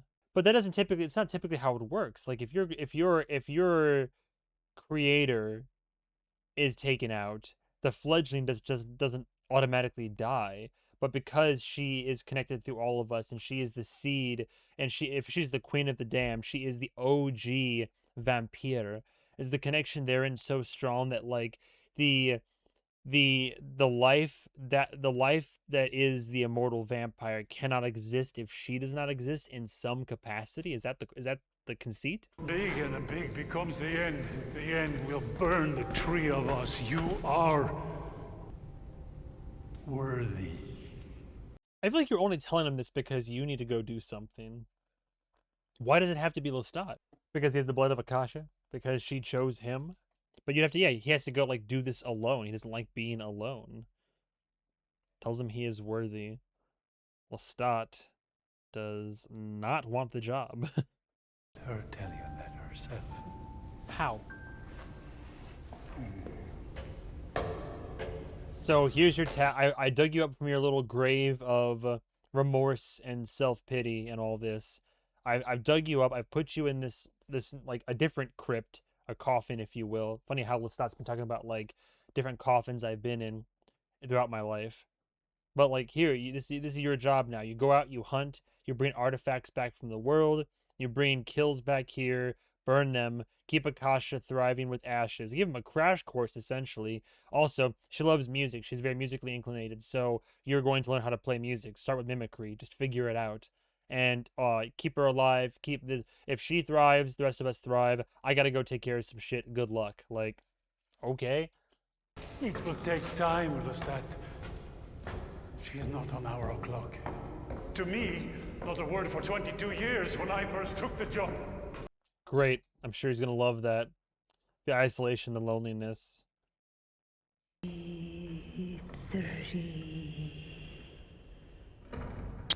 Chills. Chills. She's still there. She's still in there. She's in there enough to speak telepathically. She's aware of what happened. He's over here 22 years when I took the job of silence, and she immediately, it's curious. Madia says 22 years of silence before I even heard anything, before I took the job. And then almost as a form of reassurance, or maybe something to kind of like prove this connection that is being like claimed by Madius that Lestat has towards Akasha, she immediately speaks to him and is like 23 years, actually. Curious, but chills down the spine right there. Man, I do get sympathy for Lestat, though. Like, he gets my sympathy, or, I mean, we're kind of above pity, right? Like, he really is just kind of thrust from situation to situation in his life, like situations that are beyond his control for the most part, that he has to either make the best of or salvage in some way. And this is like a prime example of, they put him on his like trajectory in his life path, but he didn't ask for this. But once again, like he just wanted to die. He put himself in a grave and was like, yeah, I'm good down here. I don't want to like face the world right now. And you get out where it's like, nah, there you go, back into the fray. Here's a job and responsibility you don't want. Do these things. Good luck there, buddy. Like, see, and that's very telling. That might be able to help convince Lestat of the connection, or that there's something more special there. She's not on our clock. To me, he says, not a word for 22 years when I first took the job. And he took it willingly, it looks like, or at least he says I took it. There's an implication there of willingness. But Lestat thrust into this with all this self-doubt about his worth and importance. He's there. He hasn't even started day one yet. He's like, 22 years, she didn't pipe up for me. And she over here telepathically, maybe just to Lestat, maybe because of their blood connection, perhaps. But she's like, 23. It's one word, one number. But right there, what Marius never got for 22 years, he got before day one's even fully began. So that might instill some confidence in the situation. It's called RevPAR, short for revenue per available room. It's been trending down, especially in high-end luxury property. Probably expanded too fast, but... Opportunistic, and that's how he makes his money in real estate. And here we are. Now he's paying Regina to be Claudia, talking about his life and what he does with it. And now we cut to Louis and Regina. I got 2 more, one in Montreal, one in Boston. A place for us. Oh, it's so disturbed and heartbreaking, but it's like she's playing the role. And on one hand, it's like, is it nice to see Claudia again? Sure, we love Delaney, of course we do. But now it's like every time I see her in this context, it's like sickening, because I know that it's all built upon a lie, like a self-deception on Louis' part. I'm just like, come on, man. Yeah, and them. There's not enough of us to make it profitable, but they can come watch if they want. Yeah. If you don't want to be watched, then there's a private room in the back, different menu in the back room, little drinks. I missed you, brother.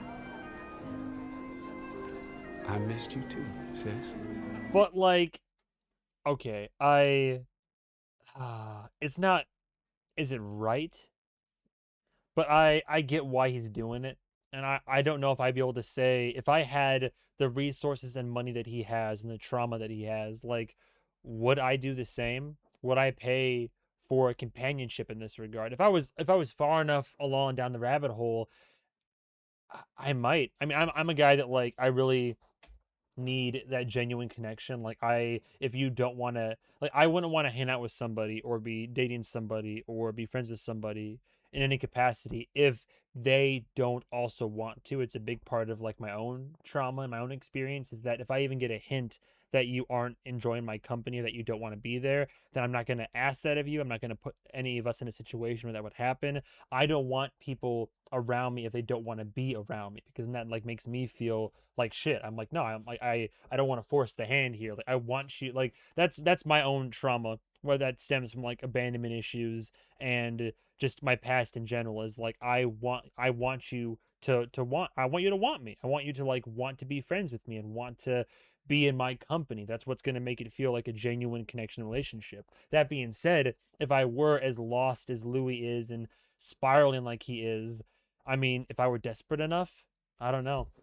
I do know there are women out here, like I addressed in last episode, I do know there are women or individuals in general who do engage in these practices of, like, being paid for. There's plenty of lonely older men out there, or I mean, you know, older, middle-aged, you know, like any you know, tax or demographics or brackets that do just pay for, you know, obviously there's some that pay for you know, carnal relations, but there are some that just pay for companionship because they're lonely and can't quite figure it out or get there, you know, like they can't really take the hard path there, so they pay for it. And like I said, I don't fault Regina for doing it. Like, it's a dangerous situation, but I don't think she understands the full scope of the danger, so I don't fault her in this situation. This was a decision that she made on her own, and like I said, I support, you know, like individuals that do this. Get your bag, just be safe about it. But I just feel I feel conflicted. I feel mostly like icky about it, about the whole situation. But it's one of those things where it's like, I understand how we got here, you know, like, I get it. But also just I wish we could stay longer. With bad French. Oh no. Oh, no. No. Oh, with the shitty French accent. No. No. After I just said all that I said. No, I was wondering, I'm like, why they have Madeline in the before the episode flashback? Oh my god. No. Oh, fuck. No. No. You got an actress to be Madeline too?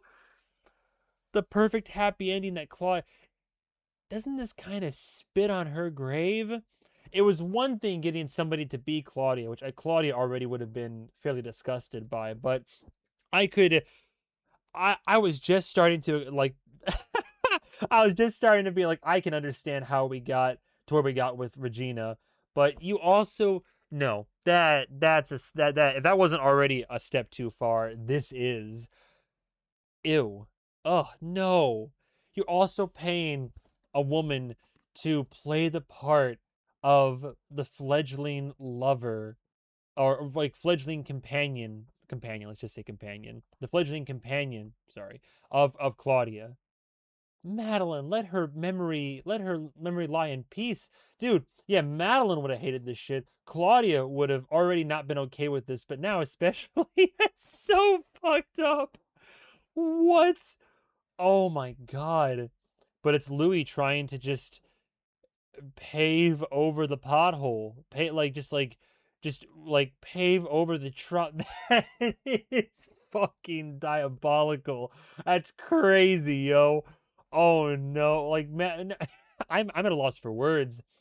Claudia and Madeline. Louis playing house over here. Louis, baby, darling. Oh my god. I missed you too, sis. Oh no. Both of you.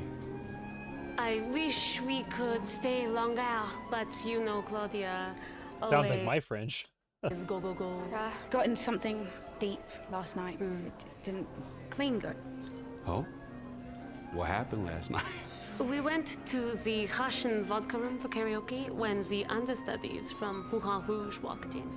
Something about theater kids makes me moody. Something about theater kids makes me moody. Is that her playing the character, or is my earlier theory on her trying to be a struggling actress correct? No. Don't break. No, don't. Whatever you do right now, don't break the character right now. Don't. That's not what he wants. No. You're on the clock right now. I don't want to anger Louis. Oh, no. Pickled satine. Took it downtown to the COBBLE, sucked it dry in the ganze Worten. Oh, my God. Louis and Regina at dinner. Oh, no. She's good, right? It's like, don't break character. She's good. I actually played Satine on tour 2 years ago. No way. Yeah. The facade cracks a little bit. No, you're hired for a job. This is really fun. No, you're hired for a job. Immediately Regina is like... So, we are here for 2 nights. And It then... cracked. He was thrown off for a little bit. Maybe he's going to try to settle back into it, but this isn't going to work long term. Too much tongue. Too much tongue. I can tell. He's like, the first thing I see when I see this is not like a loving tender kiss and embrace, but like it's performative, which is the point of it. They're hired to perform right now, to play the roles that they've been assigned. But he sees that, and it's not gonna seem genuine in the sense that he remembers that he's looking for. And I'm sure this guy, oh God, you can see it in his eyes and his face. He knows it's not real. And even seeing how they interact with each other, and the fact they literally said, oh yeah, this is basically a role I've taken on right now. Like, you saw like a crack in the facade, a knowing in the eyes, but he's just trying to hold on to it how he can. Not to mention, in the music, the background, the haunting flute. It's beautiful. It's beautiful in any other circumstance, but in this one, the elegance of it seems just inherently haunting. Like, like the piano motifs. Oh,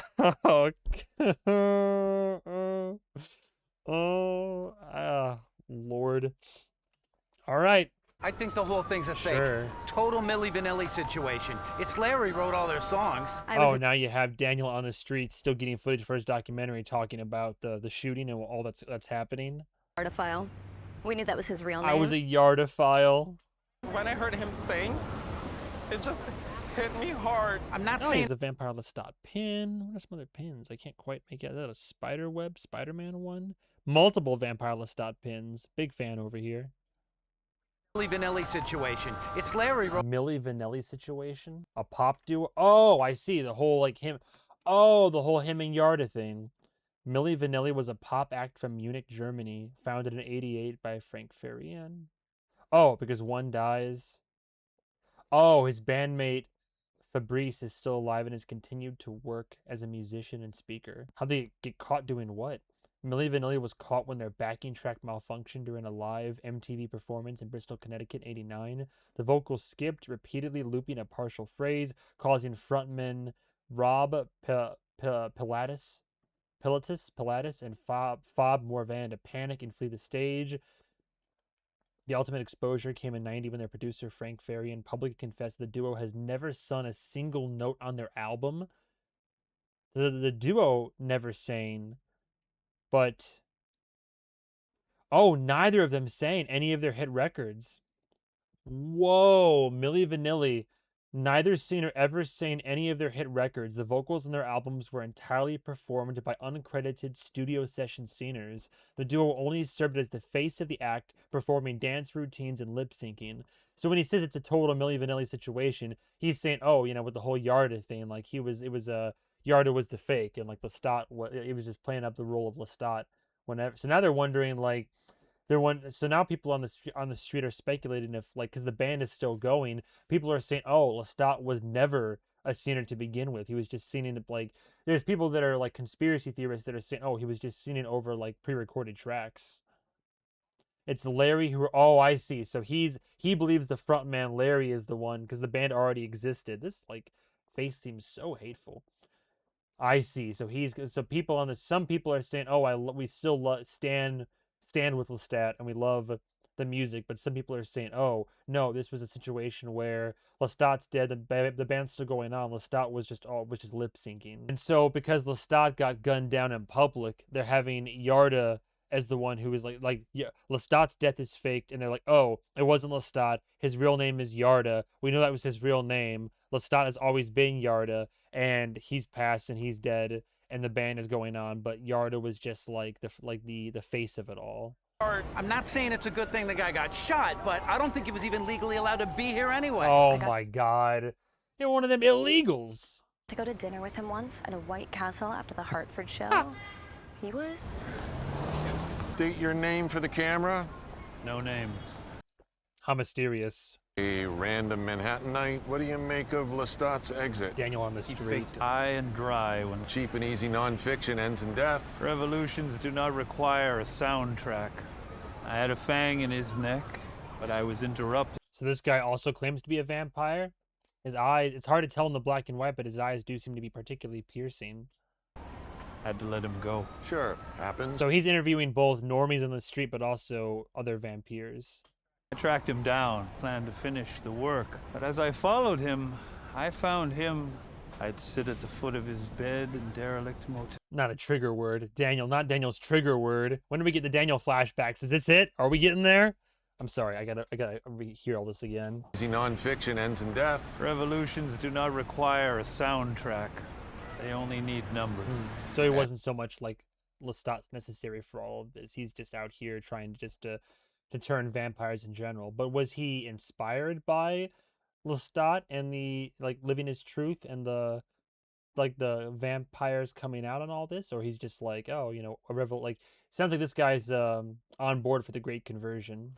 Had to let him go. Sure, happens. I tracked him down. Interesting. So, I mean, I guess he would know, right? Like, he would be able to sense it or see it, yeah? Fascinating. Of course, now we have the trigger word coming up here. I had a thought, another thought about how I do enjoy the writing and the direction of the show, how this scene doesn't outright spell out from the get-go that he's interviewing another vampire, assuming that he is, in fact. But I can extrapolate and assume he is because of the context of the dialogue and the scene in general. Like, it seems like, based on what this guy's saying, what he appears to know and be privy to, unless he's LARPing right now. I like how, again, a show that treats your audience with respect lets you figure out the context of a scene without having to necessarily spell it out for you. It's good writing in my book. I was interceding on his behalf, and when he blacked out under an overpass, Okay, with a Jesus. donkey about to roll over him in an RV. Where the f, Dad?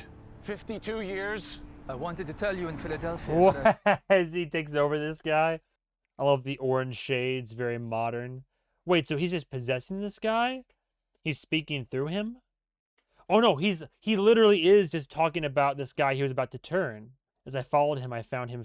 Oh, we're getting okay. All right. Now it's all coming into it. It only takes one. All right. So, watching the scene again with the context of this being Armand speaking through this guy.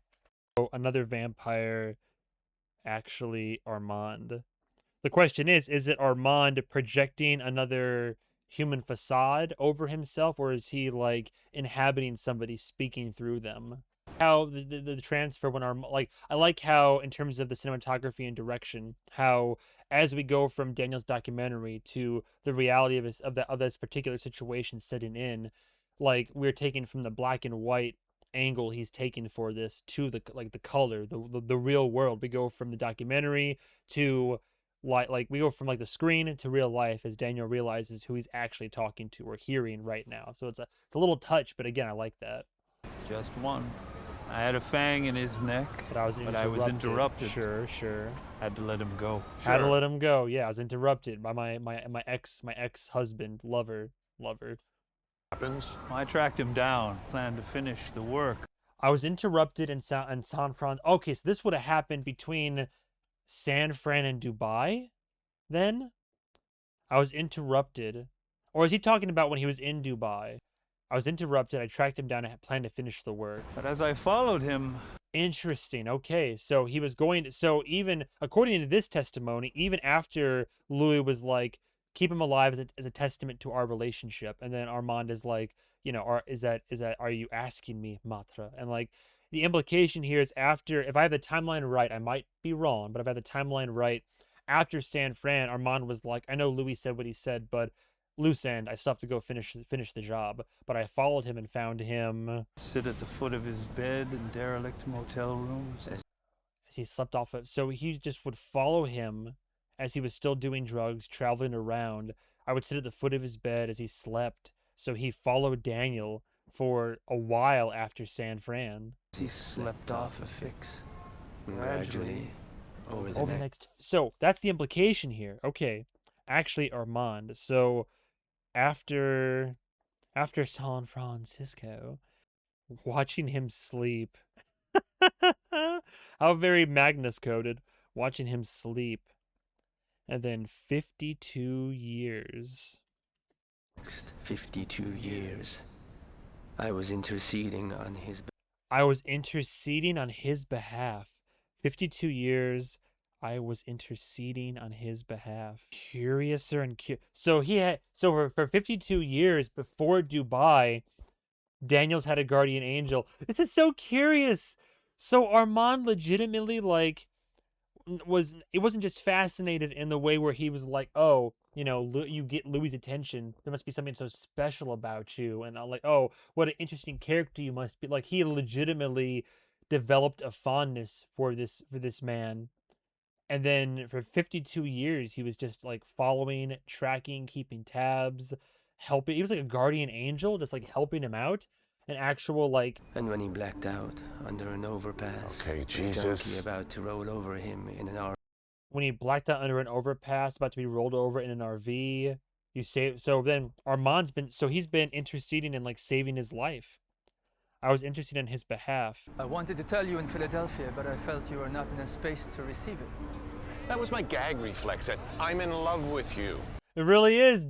Devil's Minion is just Armand is legitimately in love with Daniel. How receptive is Daniel going to be to this, though? We know that Daniel has swung that way in the past. Like, you know, again, San Francisco. I'm fulfilling my end, my side of the social contract, right? I mean, I always figured that meant that Daniel was bisexual, but like, I mean, for real, like, I like how my favorite character and my like most like the character that makes me the most upset, like they're the ones that are gonna end up having some type of like potential. I'm just like, oh, it's called a cruel irony. February 11, 1990. A reading at Amherst, Massachusetts. 4 students attend, 3 are there for extra credit. 1 is there. I make sure the boy makes it home and forgets the event. May 15, 2002. And he's been following him and just helping him because he loves him. He's been helping to like keep him out of trouble, keep him safe, save his life all these years. You sneak away from your book research to attend your daughter's graduation at Rice University. Didn't ask you to come and mouths the words "F off" when she sees you approach. Damn. You respect her wishes and drive away in a daze, but I guide you to the Roscoe Chapel, where inside you unburden yourself and weep uncontrollably. Because you needed some emotional release. You could have left and done something that like could have ended your life, or you were in a bad state, you drove away in a daze. I guided you to a chapel so you could like let that emotion out. Man, if you start showing me this whole path of Armand doing all these caring, kind acts for my favorite boy over here, god damn you. Don't make me care. Don't make me care. You unburden yourself and weep. The attending guard asks you to step outside, but he started coughing. A coughing fit. Giving him that moment, providing him with like an area for solace. Helping all these years, unbeknownst to him. This prompts god damn it, this prompts a re-rewatch of seasons 1 and 2 to see how Armand like looks and feels. Oh, come on. How does every season add more and more context to what has come before? Armand looking at Daniel like that, like those who must be kept. August 5, 2025. I don't plan to say love and make profound amends for the harm I've caused you. Where you went, what you did, watching your sorrow, your modulating sexuality. And where was Louis at that time? At home, waiting to hear the minute details when I got back. You were telling Louis? Book, but he's calculating to the core. You sainted him.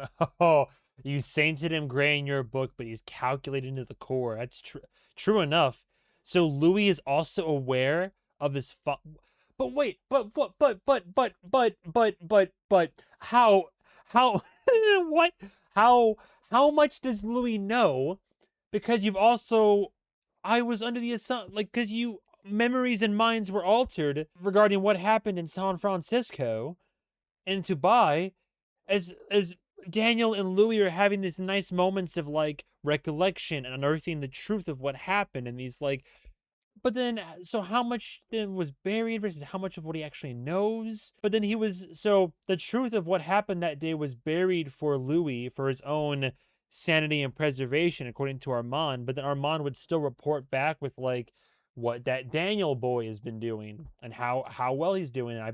But maybe Armand was only feeding him like the details about tracking and what he's been through, and less so much about his pining for him and his deeper feelings and the actual waiting to hear the minute details when I got back. Yes, you sainted him gray in your book, but he's calculating to the core. Methodically cruel. And here you are. He can be cruel. I do like Louis as a character still, but like I've seen over the course of time, Louis is methodical. He can be cruel. But at the same time, like, no, this is another case of like, I mean, I believe, I mean, like, there's facts, there's literally like alibis and factuality to what he's talking about regarding Daniel right now. And then, but at the same time, Armand can also be deceptive and lead people down rabbit holes and misinform and such. But like, I want to believe him, and it seems like it's all the truth. But like, I guess I'm just like, I believe that he's revealing his heart here, cards on the table. But I'm also curious to see it. Like, is any of this still like manipulative, or is any of this still like supposed to be leading or guiding in any case? Yes, you sainted him gray in your book, but he's calculating to the core. Methodically cruel. And here you are again. And he can be cruel, because we saw him be cruel to Armand in San Francisco. And like, there have been times for sure. I signed a contract. I'm finishing a job. He costs you out, and still you carry his water. True. Let me help you finish that job. Uh-oh. Yeah? Uh-oh. I want to be your maker. Finish the thought, Armand. I want to give you half your life back. Lestat and Sophia. Help you walk in the sun. Help you walk in this. Oh, because yeah, right. What is a mediocre star to a vampire of my age? Like, Armand can do it. I knew her as Gabriella. Oh, here's the other revelation. She's Lestat's mother. Giving you the truth here. What? I like the way that Eric is playing this, by the way. He is being hit with some revelations, but you can tell there's genuine, like, emotion he's having to reckon with. And, like, I mean, I can only imagine what's going on in Daniel's head right now, but he's playing this super well. He's trying to, like, maintain composure. Like, he always wants to, like, maintain control of a situation, but he's kind of on his back here. Like, this is he has a lot being thrown at him, and there's so much validity and truth to it that, like, he's having to reconcile that. And the question is, does Daniel's got to have some type of feelings towards Armand insofar as a fledgling can have for his maker on a baseline. Like, considers them, like, the irony of Lestat having the connection he does with Gabriella, and Gabriella being his mother, and now the kind of tenable parallel between Daniel being the fledgling of Armand and these connections, but like, and then referring to Armand, you know, perhaps sarcastic, biting at first as dad, but feeling a genuine sense of abandonment, like sees him as both a fatherly figure as his literal creator for the creature he is now. But is there also something in there? Like, is there also a feeling of connection, or like, having heard all these things that Armand has done for him, does that invoke, like, if I found out somebody was looking after me for all these years and taking care of me, I would be remiss. I mean, if I didn't acknowledge that, I would probably feel a certain level of, like, appreciation or fondness for those acts, or I'd feel like, oh, this person truly cares for me given everything they've done for me. But I'd be like Daniel in a situation. My mind would be reeling. Are you kidding me? I knew her as Gabriella. And now he's gonna be your, like, what, mole? Like... She's Lestat's mother. What? Lestat lays with his mother. Sure. Did you say walk in the sun?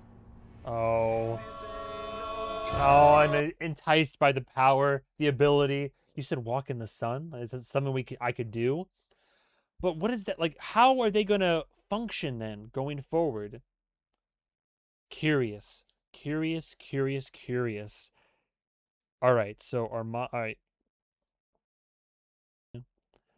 Is that to imply that Louis was aware of the history that Armand has had tracking and helping and following Daniel prior to the final interview in San Francisco?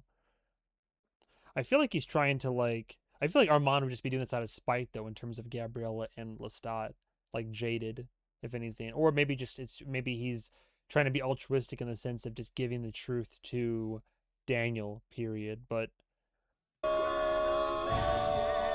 oh, harmonizing. I love pentatonics.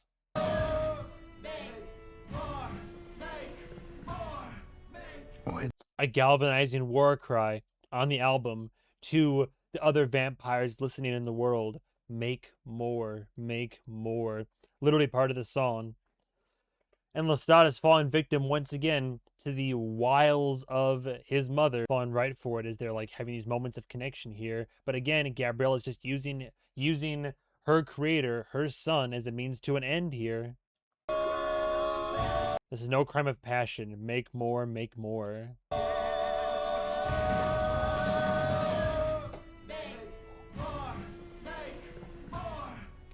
Why did you leave me? 2 months ago. No. You're gonna be more specific. I left you plenty of time. Times. Yeah, and see how she plays it off as like, oh, all these, which time? This time? That time? Which time I abandoned you? Oh, all the times I abandoned you. Ah, yes, it's easy to forget this. It happened so many times. And over there, that moment he gives where he's just like, yes, but like, like, you can see it in his face.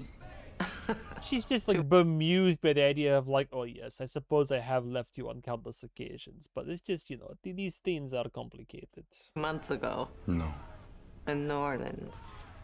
Yeah, watch his face right All here. Times. Yeah, the quick little like, like trying to laugh it off real quick, but like, yeah, like the hurt that would be in his heart of like aware of what she's done, what she keeps on doing, and the fact that she just kind of like laughs it off. It's just like, yes, mother. By the river when you were 3. You. Christ, she remembers every time that she abandoned her son and thinks about it. She remembers him fondly. She's laughing about it. She's like, oh yes, all the countless times in which I've abandoned you. Yes, I suppose is quite the least. Picked up the 9,000th steak that day, and I kept having to say, in Spain. She remembers every fucking time. She knows goddamn good and well what she's doing. Has been doing. I didn't need you anymore. You don't need around you what does not need you anymore. Breaks the circle. You don't need around you that which does not need you anymore. I didn't need you, so you didn't need me. You know, I didn't need you for anything, so like you wouldn't want someone like me around anyway because I didn't need, like, Jesus Christ. The fact that she, like, you'd almost want to respect it, like the fact that she's so well, I was gonna say the fact that she's so forward about her intentions and what she's done, but she's only being forward now, all these years and years later, and she's only being all cozy and forward now because she needs something from you, because she wants to, like, she wants your kinship, she wants that relationship just strong enough again to be able to. She's using you now, like she's like, I didn't need you anymore. But I have you in my life now, and I'm here and helping, and I'm here providing emotional support and being that matriarchal crutch for you because I need you again. That's the whole thing. She's like, I didn't need you anymore. That's why I left you. And you didn't need me because I didn't need you. But you need me because, like, in general. But you need me because I need you again. Because I need you to accomplish my goals. Oh, great, Brad. That was cool.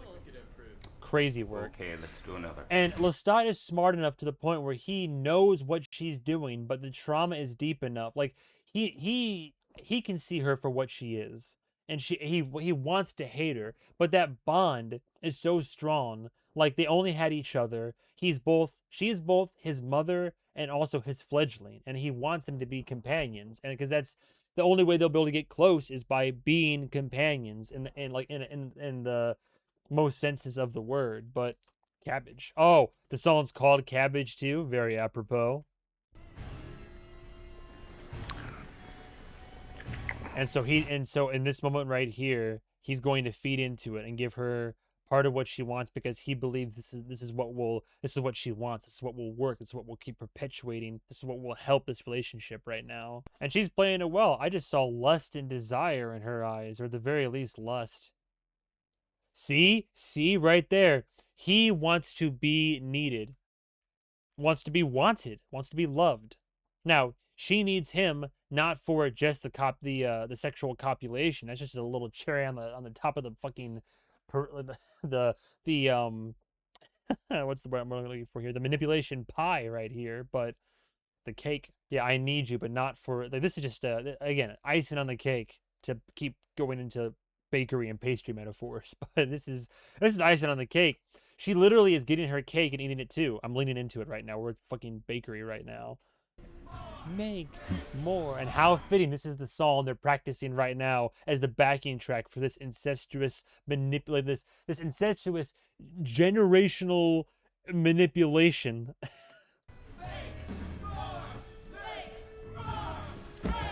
Dude, I might have my opinions about Armand, but Gabriella pisses me she pisses me right off. She like. Awesome. Does this satisfy the request? What does it mean, make what? I don't recall. Sounded cool. That's what Mom wants. Mom gets what she wants. Oh, that's the outfit from the trailer when he gets yeeted into the air. Does that mean that one of the ancient monarchs will throw him around the room as the times are changing outside? My way along the Minestraki. There's a new shop.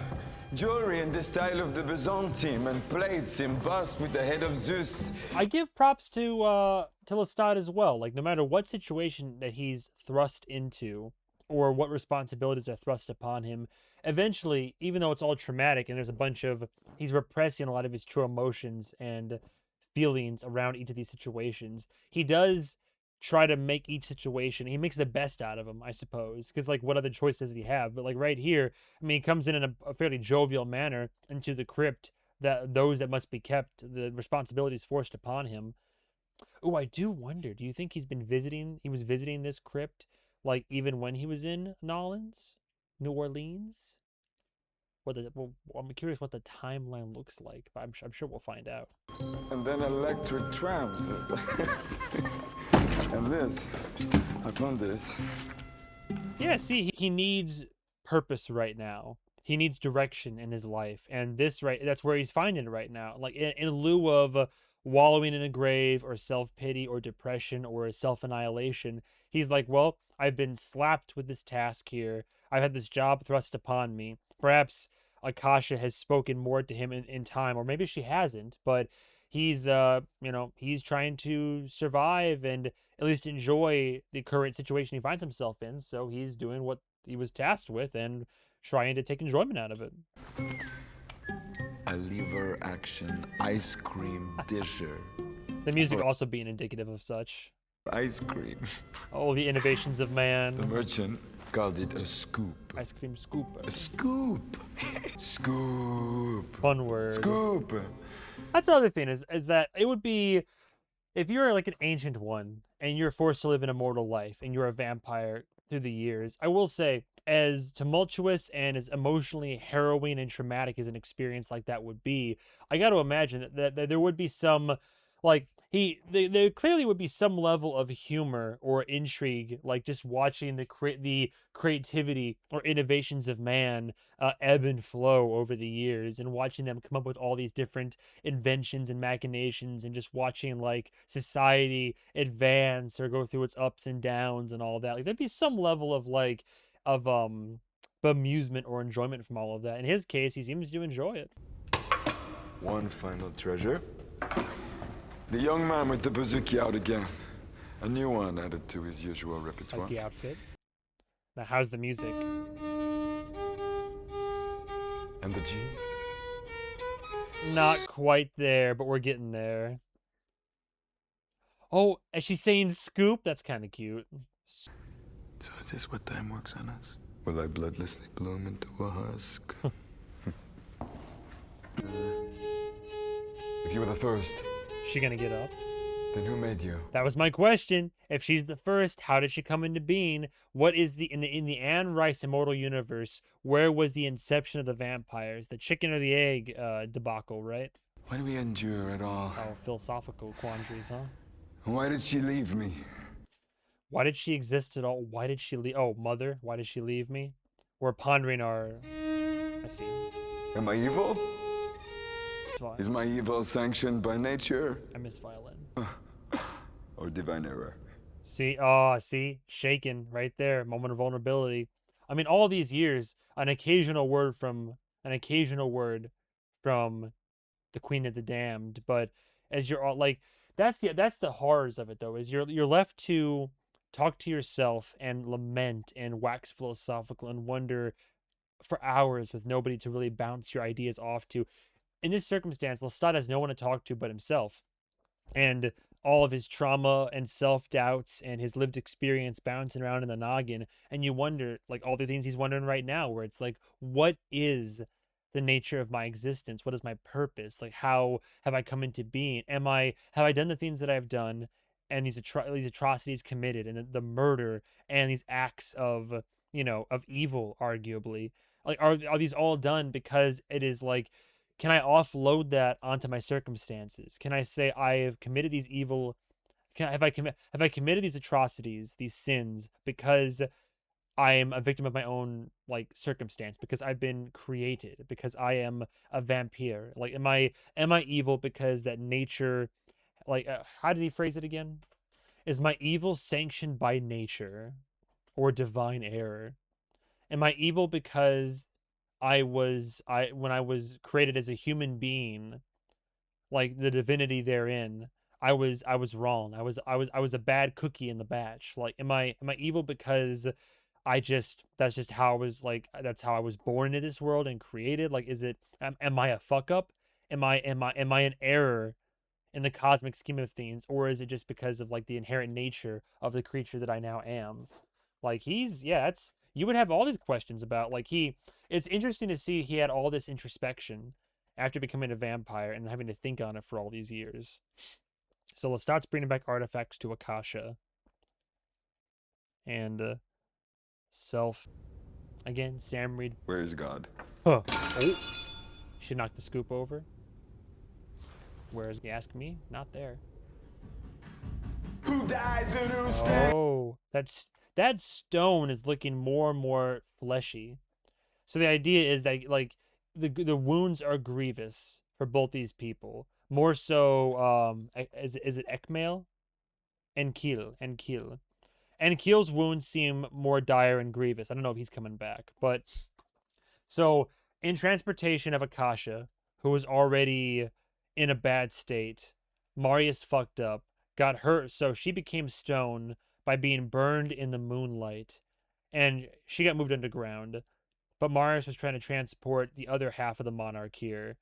Perhaps her, I don't know, her companion, her fledgling, what have you.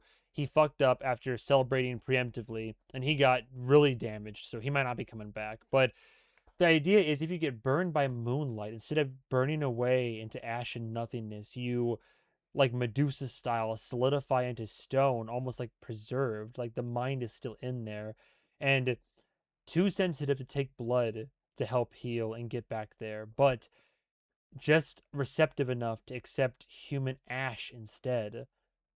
Curious, because that makes sense, because everybody we've seen be burned and hurt, like Louis, for example, in San Francisco, like it was blood and feeding that slowly brought him back to full health. Most vampire injuries, that's how you'd come back from it, but the moonlight is different. The moonlight affects a vampire differently, or an ancient one such as Akasha. Lestat said him and his mother experienced the burn of the moon at one point in time in Denmark in 1802. I don't know what those injuries looked like, but evidently Akasha's exposure was much more severe, turning her into stone entirely, but not entirely impossible to come back from and recover. So, but in order to do so, it is still human remains. It is still humans they have to feed upon, but not blood, ash. So like a phoenix rising from the ashes, Akasha shall be born again, as we're seeing right here, slowly but surely, stone back to flesh. It just takes a significantly longer amount of time if one is essentially petrified by the moon, I take it. Hold that note. Don Sasquatch Records is a pretty wild name. Do they actually exist? Records? Probably not, but be a good sponsorship deal. Don Sasquatch Records does not exist. There are Sasquatch record labels, more or less, but this is Reddit. One of the first things that come up on Reddit, released Bigfoot document. Okay, sure. Let's not go down that rabbit hole, shall we?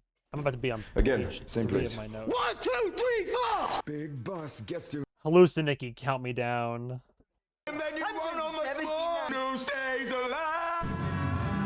Is he counting down the number of people he's been with after Nikki? Because he said one of those he ate his dick, right? Does he mean like in a sexual sense? Behind my back. Oh, so happened during when they were together? The only thing I can assume with the numbers is that it's all the different partners that he's had over the course of his life, which, let's start with his like pristine recollection, would most likely recall them all, yes? Hello again. Apologies. Man, I've got like a migraine now, and definitely my spirit has been dampened, but I'm going to try to make the best out of the situation. So the good news is that I have something I was able to salvage from the aforementioned everything that's come before, as I already made mention at the start of the episode. So it appears that the settings I had when I was screwing around with something else on a different stream were too much for... I already went over everything in the beginning, so all you need to know is that I was able to save the audio for the first 2 hours and 40-ish minutes of commentary the first time around. I feel like Lestat right now, honestly.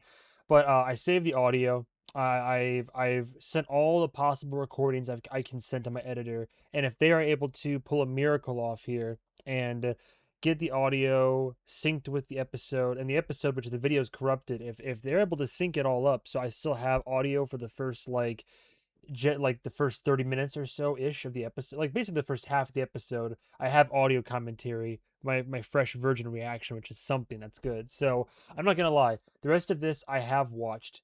Granted, I have my notes here. I was gonna watch through it again. The commentary may be less intense, but I wanted to at least deliver and provide something. And this is fresh enough in my mind, literally having recorded this like 40 minutes ago. So we're going to get back into it. And you know what? It's a shit sandwich. I'm glad it didn't happen for the finale. I know what the issue was. I won't let it happen again to the best of my ability.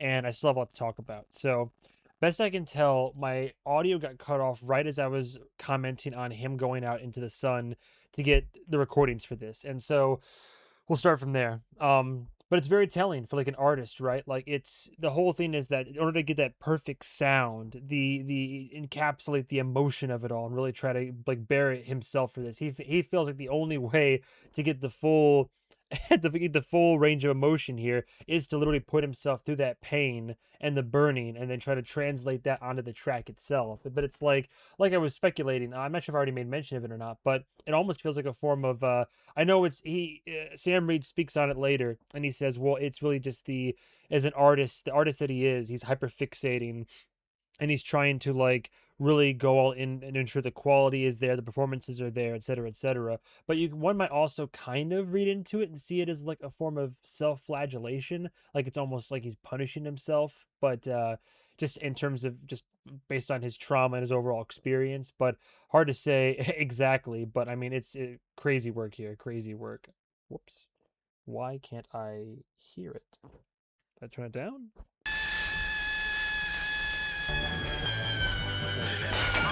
And the shriek itself shattering glasses in the studio.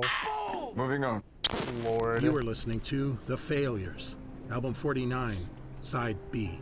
I think it's curious as well how you're listening to The Failures. So we have whenever those intros happen for the vinyl, what's curious is that normally is what precedes the Lestat's actual narration, right? But in this we cut right to Louis and Regina, Claudia. We got to Louis and Regina in the little paddle boat. And I'll tell you though, the first time I saw this, I immediately saw them in the paddle boat and I was like, no, like replicating. I immediately take it back to season 1 when Louis and Claudia are in the bayou trying to replicate trying to go over all the greatest hits right here. And yeah, we have the modern lens of a paddle boat in a river in a more modern city. But the fact that he's trying so hard to replicate the experience and just be like, all right, well yeah, we used to go on the up and down the river and the bayou all the time. It'll be fine.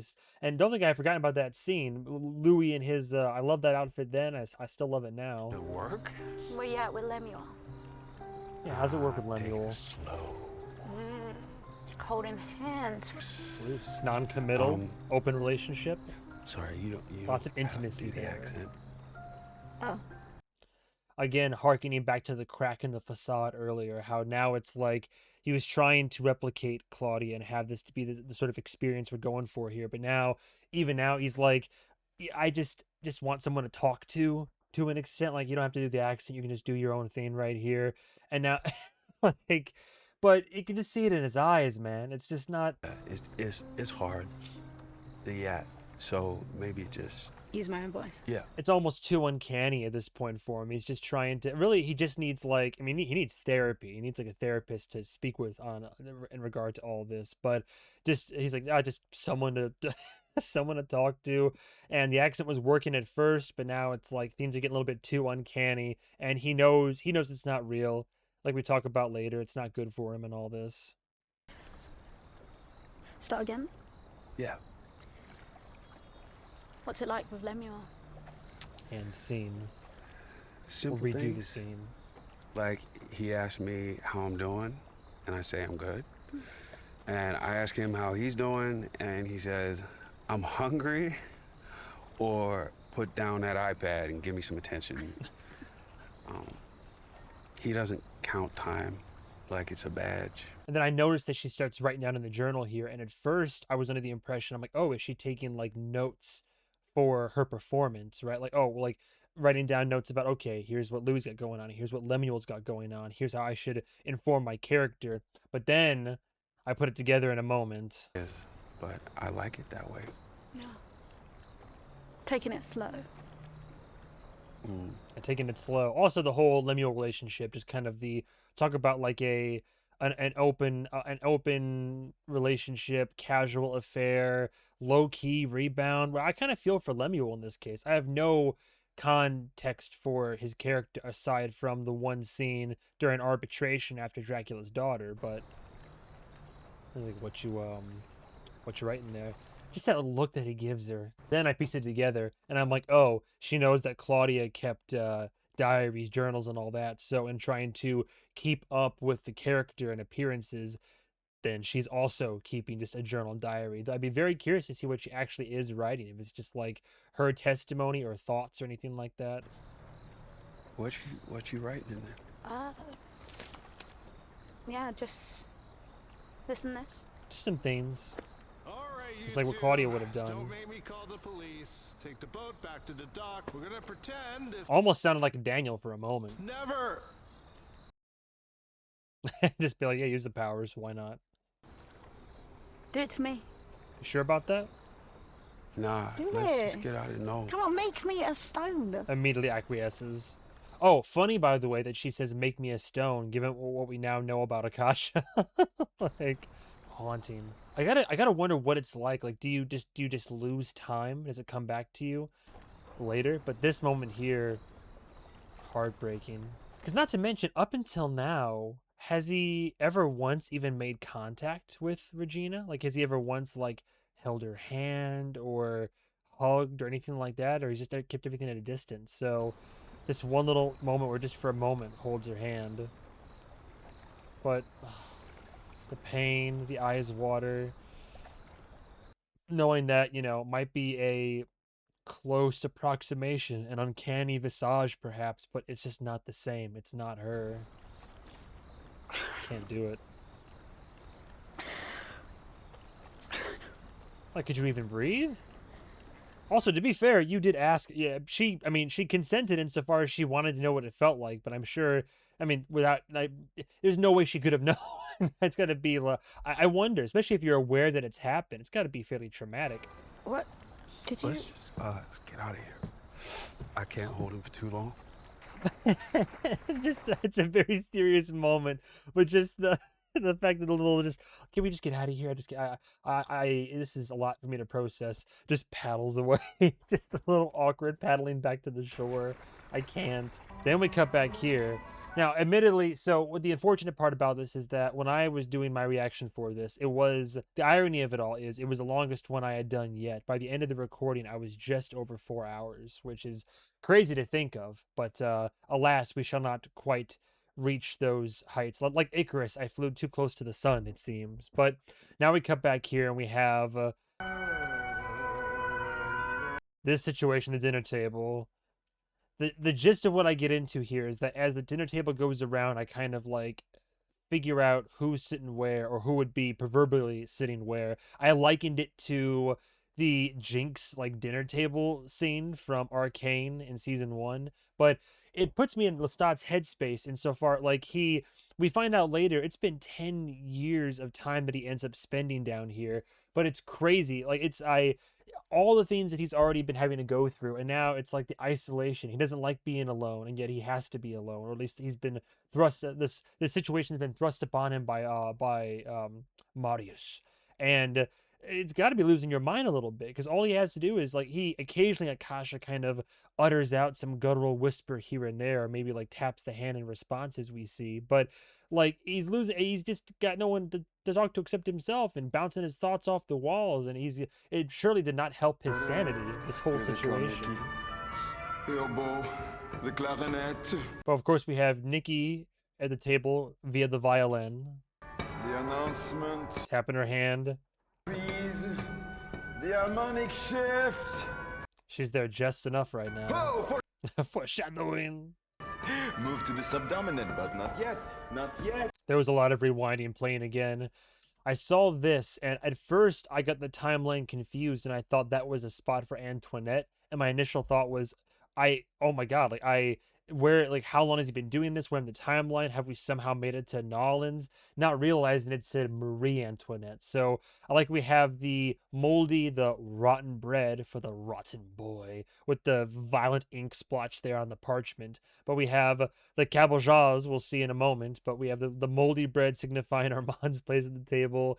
A piece of cake, as Marie Antoinette famously said on her execution, her last words, "Let them eat cake," which makes me curious. Is it just that all these people, they're all people that are emotionally connected to Lestat in some degree or another, profoundly so, whether it was ex-lovers or friends, fiends, family, etc., etc. So I'm curious if he chose to bring Antoinette to the table with him, so to speak, because he just liked her character and related, or just was it just a positive force that spoke to some of his philosophies or something like that. But I'd be curious why he put Marie Antoinette at his table as well. Then I did a Google image search for this painting, and the search brought up what was it? It was the mark of the beast, or mark of the devil 666, which he says Father Mags. So this painting, once I looked it up and all that, seems to be a direct reference to that be Magnus's spot at the table as the literal mark of the beast. Not to mention the painting seemingly inverted, no less. It looks from this angle as if it's upside down, but I can't quite tell for sure now in retrospect. I think when I looked it up, I think it was upside down. But yeah, Mark of the Beast, a painting. So either this is a replica of it, or it's somehow the original, which again, Lestat being tasked to go get artifacts of the world and bring them down here, that would track, I suppose. And then we have Gabriella, and the only thing I didn't figure out is the significance of the lamp. And I thought, oh, blue like her eyes, maybe stained glass. We eventually get the stained glass song, but it's more in relation to Claudia's eyes. So I'm curious for Gabriella, why it's a lamp of all things. Maybe she's just a moth to a flame. It's he's like a moth to her flame. Or maybe it's Italian glass or something. Hard to say. Trembling waterfalls. But of course we have the cabochons for his little kid brothers. It's like hungry peasants itching for a fight. As he gets lost in the music. What do you think, Marius? Oh, you're still on holiday? And nothing there for him. He's just gone. I blame you, Armand's rotten guest. Oh.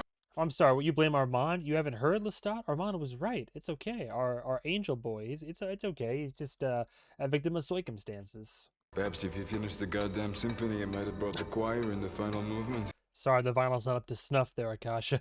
But also, it's also telling that as more and more time goes on and keeps giving her some ash and all that, more movement even prior to the blood, but also that these sentences are coming out a little bit cleaner, a little bit faster. It's a signature blend of Ottoman bicycle enthusiast and a Swedish barrel maker from Malmo who thought the Acropolis looked drab.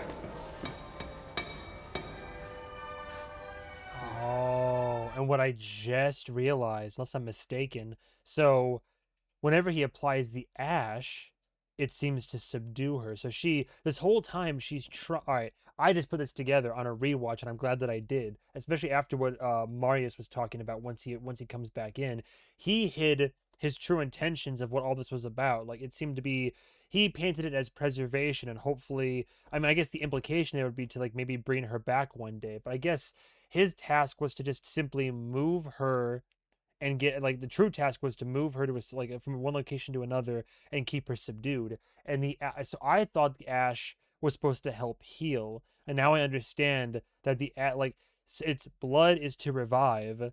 And he was like, oh, she's too fragile for it. Keep giving her the ash to help her. The ash is what subdues her, and I'm just now piecing this together. Crazy work. Of course, I'm paranoid if it's recording or not. But Magnus, his hand is wandering down my older brother's pants. Are you affronted by these intimacies, Enkel?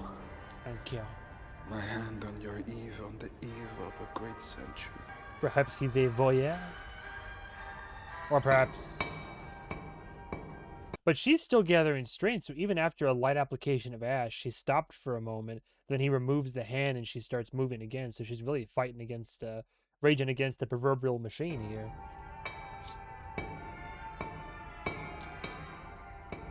And then gets the idea, a splash of red for the new year. Like, see, my initial interpretation of this scene was, oh, the way he's looking at it, I'm trying to heal her with the ash. But you know what?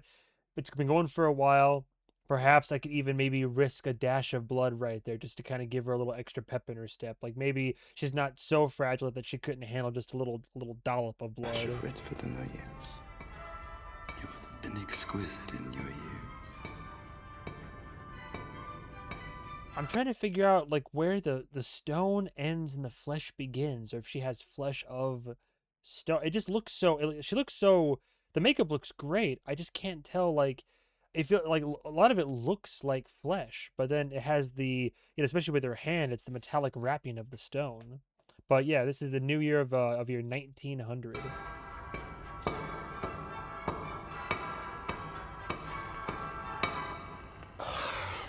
They split number 8 down the middle. Practical limitations cutting through its romantic gestures. You're listening to the Successes, Volume 5. No. Music, Armand! I don't know why I invite you.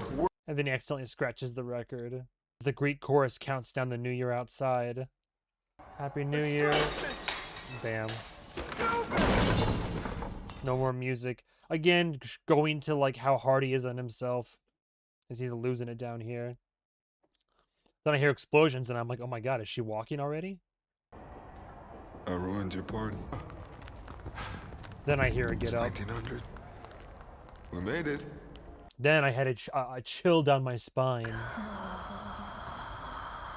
To me, I speculated. I got freaked out right here. I saw this. I was like, what the? It's like, eyes are open, telepathically talking. I'm like, is she a weeping angel? Like, I'd be terrified. You kidding me? When I call out your name. How apropos. Ow. As she feeds. And the rest is history as we crescendo into another track. But yeah, I thought it was like getting her well enough where she could then feed again. And little did he know that that's pretty much what he did unintentionally.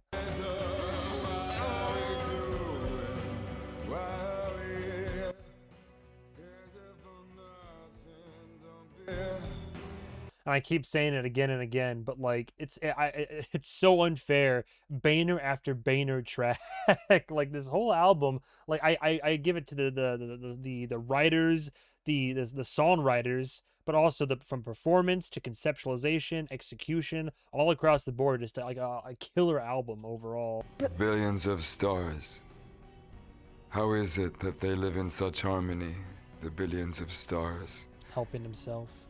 When most men can barely go a minute without declaring war in their own minds.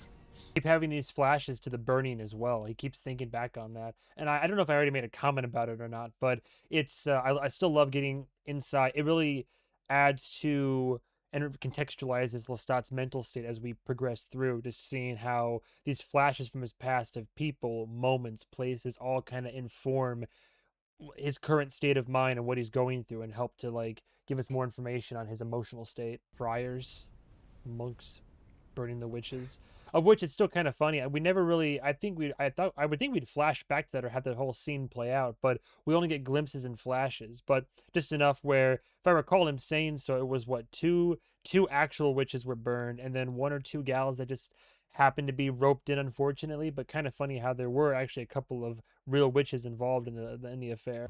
Thomas Aquinas. And then I looked him up real quick. So to contextualize what he quoted there, what he was helping, like, so it was an old text that younger Lestat was reading, and now he's remembering himself read that and helping him to get through the stutter. But it's fitting. I believe the quote comes from Thomas Aquinas, which was an Italian Dominican friar, priest, theologian, oh my God, theologian and philosopher. He is considered one of the most influential thinkers in the history of Catholic theology and Western philosophy. He was a proponent of natural theology and the father of a school of thought known as Thomism.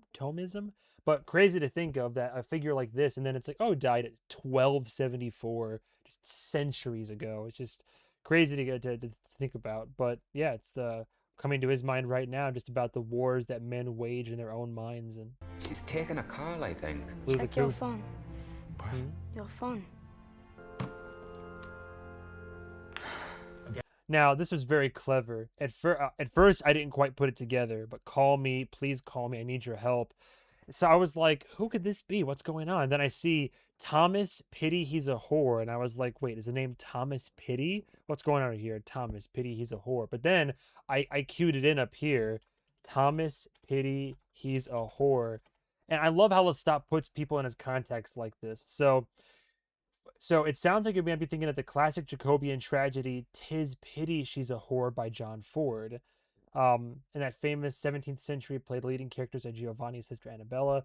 And so I was like, oh, so it's a play on it. So instead of Thomas Pity, he's a whore, tis pity, she's a whore. A tragedy written by John Ford. And then I believe there was I saw like a breakdown of it somewhere. I think it was a brief summation.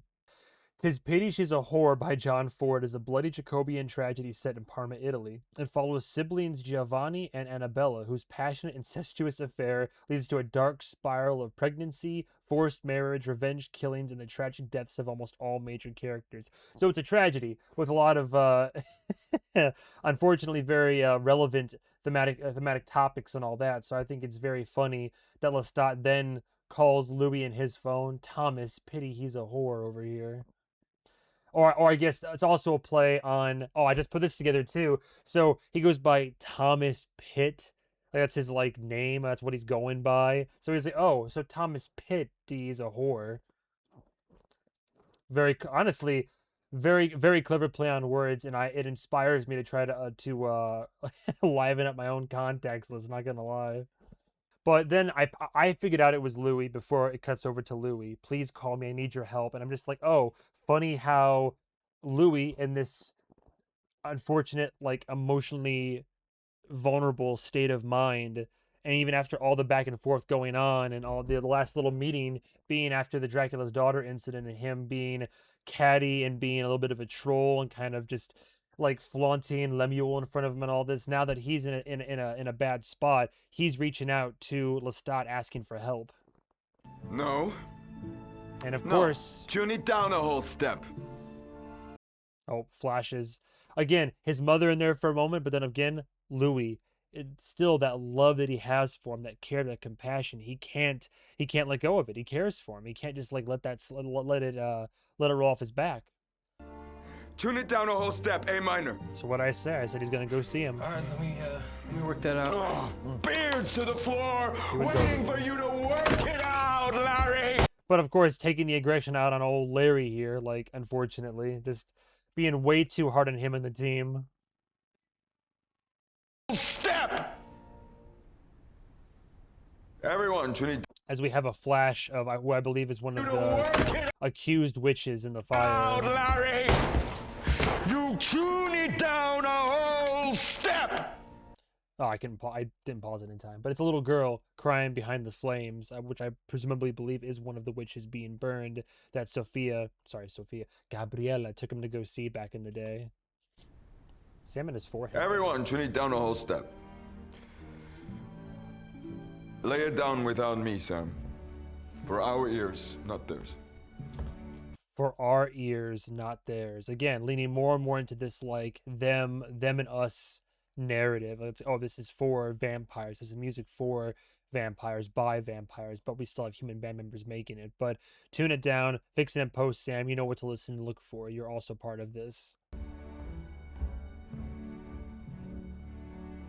He's an asshole. Thank you. Again, still so concerned about Alex over here. Like, every time we've seen him now, bottle in hand. I suck. Everyone sucks. But I am glad this episode's giving us at least more scenes of the band members, because that's been one of my complaints, is like wanting to get more of the band, especially I mean, like like Salamander, comedic relief. Sure, I guess you could write him off for like an occasional punchline or two, but TC especially, just the way that kind of Lestat made some implications about TC in the past, and then talking about the skill that Alex has. We getting scenes with Alex and AA and Armand, or now unfortunately they're back off the wagon, but. Sucks. I'm glad we're getting more of these conversations. Is this messing you up? I can stop. Watching him drink the booze. I can totally stop. I can stop, you say. Yeah, I don't think so. Even me, I always refer to myself half jokingly as an alcoholic, but I mean, and I always like to have a drink whenever I'm like recording or doing these, but I can't think of a time where I've just like grabbed the bottle and I'm just like walking around just being like, yeah, like, yeah, having a good time right now, like straight from the bottle. That's kind of where it starts to get like a little bit problematic. Though on that note, I might have a little bit more of a pour, trying to drown my sorrows on this fine, hot, humid summer evening. And look, everything we've talked about, we're finally making an album that people might actually hear, and it's like, it's really good. But at what cost? It's good, yeah. Put your mitts on. One take. Struggle of the artist, right? And I can unfortunately empathically relate even right now. I guess I'm an artist to an extent, at least of the verbal variety. But like I can just speak to the incident that happened with this episode right now. Like, you will not believe the emotional gauntlet one goes through. I'm not trying to put myself on a cross here, ask for like, I'm not trying to like self-pity too much. But I will say it was a bad crash out where I was like, okay, cool. I was so proud. 4 hours. I was in a flow state for 4 hours straight. And thank God I was able to at least get like almost 3 hours of that saved audio wise. I'm grateful for that at the very least, and hopefully that can be salvaged for my editor. I'm eternally grateful. But the feeling, there's no feeling like going through all of that, like doing the recording, and then I like stopped recording and it wasn't stopping right away. And I was like, why is it happening? Like, why is it doing that? And then doing the research online is like my heart is sinking slower and slower, realizing I might have just lost 4 hours. And then, oh my God, then it goes through like it's like all the stages of grief, like denial, anger, frustration, and then just I felt like sick. I felt physically sick. I got like a stress headache. Like the headache's still kind of there, but like a stress migraine for a moment. Like I didn't even know what to do. I was just 1,000 yards staring at it. But it's the fact that it's like when you put yourself into creating something, and then it's not the first time it's happened to me. I'm sure it won't be the last in my career in content creation. But when you put yourself and you put so much effort and work into it, when you lose something in any capacity, I mean, my YouTube channel was in danger like a couple years back even, and I was sick with worry and anxiety because I had 2 copyright strikes due to some like bullshit third-party service that just was striking things for the sake of financial opportunity. And then if I got one more strike before those other ones were like had expired or gone away, it would have been like dunzo, that my channel would have been deleted, gone. And the fear that you feel of like, that would have been like 13, 14 years of work just gone away. But then the inverse of it is that building what I've built with you fine folks out there, like that kind of makes it all worth it. So even on the turbulent times like this and the downer notes here and there, there's more good than bad. But that's like the struggle of the artist, right? It's just like you put your all into it, and sometimes it's you get attached to it. Like I care deeply about the content that I make and the experience that I'm trying to capture and present to you. And then if anything jeopardizes that, then it affects me profoundly, because this means a lot to me, and I know it means a lot to a lot of people, and in some capacity. So even more so, like my partner, like whenever she's like she got a new computer, thankfully, like fairly recently, so this has not been as big of an issue. But she was working on this like old dinosaur, and there'd be times where she would do some work for hours, and then if it like crapped out on her or couldn't restart properly, she might lose hours of work and like drawing and bringing her visions to life and all this. But it's happened to writers, editors, all this type of stuff. I've heard horror stories of a guy who he already was like living in his car trying to make a film. He had one copy on a hard drive living in his car, and some asshole broke in and stole the hard drive. Like, it's just be grateful for what you got. And like I don't know, all you can do is it's like what I'm doing right now. I'm pivoting. Like, I was like, you know what, I want to deliver something. I'm going to deliver a reaction that is like 3/4 of the genuine article as best as I can try to get it like replicated, and or hopefully with my editor's help, and then at least like talk about the rest of the episode, because it's still something I'm passionate about, want to talk about. And then let's see, in my notes, what did I write? So let's start getting texts from Louis, ? I can confirm. Might even have some new notes. Can confirm that's true. Larry and Alex have a convo. Alex still drinking. Alex is encouraging and kind of complimentary of Larry, though. And of course, Louis and Lestat meet in car, discuss Regina, Claudia. As if she had lived, was alive, but now it's all blurred. And again, like, this is just him needing someone to talk to, but now that he's in an emotional state of turmoil, reaching back out to Lestat once more, which is, it was in this bit where I kind of like, not to like outright condemn Louis, but I definitely got kind of judgmental of him here, and in a moment I'll tell you more about that, about why. Claudia, but she's herself too now, I think. I know it's not real. But he is aware, he knows it's real, but he's so kind of in his head about this and seeing Claudia in Regina that he's struggling to discern reality from what's in his head. Is it her? Come back to me? But then what I notice here in this case is again, it's like kudos to Lestat, like no matter what happens, like they always seem to come back and reconnect and have these moments. But in this case, like the grounds for like the foundation for why it's happened is like, Louis needs help and support, so now he's beseeching Lestat, who's already got enough going on his own. But it's because Louis needs somebody else to bounce this off of and talk about Claudia too. And so now, of course, that he needs somebody and he needs help, then it's... I can't tell, and whole nights go by where I don't want to be able to tell. And I just, Are there vampire therapists? Is it her? Can you go in there and tell me if it's her? And at this point, I'm still speculating, right? I'm waiting for the other shoe to drop, the big moment where it's like Lestat goes in there and sees this woman, and it's like clearly not Claudia, but just someone who looks like her. That Regina is her own person, and Lestat will be the one to kind of discern that difference, right? And be able to assuage him. But the fact that he's dragging Lestat into this to begin with, like, go figure this out for me. I can't tell what's real right now. I was shot in the streets when you didn't call. Also, selfish bastard. Anybody spends 5 minutes with me, they know that. And that's a cop-out. That's a, like, of course you're shitting on yourself right now because you're, like, being self-pitying and you're in a bad spot. But it speaks to, what was it? I referenced how every time they like meet, the only time I can think of where they met up where it was on grounds that weren't like one person really outright needing something from the other person, or like Louis needing emotional support, was like their reunion in like Nolens, like New Orleans, is a close approximation because that was him trying to legitimately meet back up and make amends. But it's just like it's a pattern of behavior. And normally, I mean, don't get me wrong, I do like Louis, and I do want to still give like Louis credit, like on occasion, or for the most. I mean, I've always sided with Louis more than Lestat, but then I see this behavior happening, assuming this is all how it really is happening in reality and unfolding, as opposed to just Lestat telling us his version of events over the Failures albums. But it's messed up. Like, yeah. He gets shot, calls Louis because he's in an emotional state, like a bad place. Louis doesn't respond or get back to him, but now that Louis needs something, then he reaches out to Lestat. It's like, what were Armand's exact words? Not to borrow from the Gremlin, but he can be calculated, he can be cruel. I'm in the middle of recording my... Yes.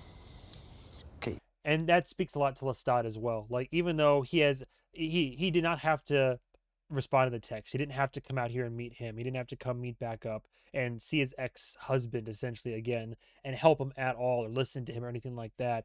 He's got enough of his own demons he's having to fight through right now, ghosts of his past, and enough to contend with in his own mind and heart.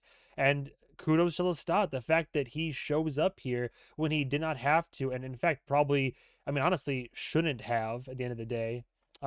It speaks a lot to him, and he did it anyway. Like, he came out and he's here to help, and then he agrees to help him and go in and see for himself.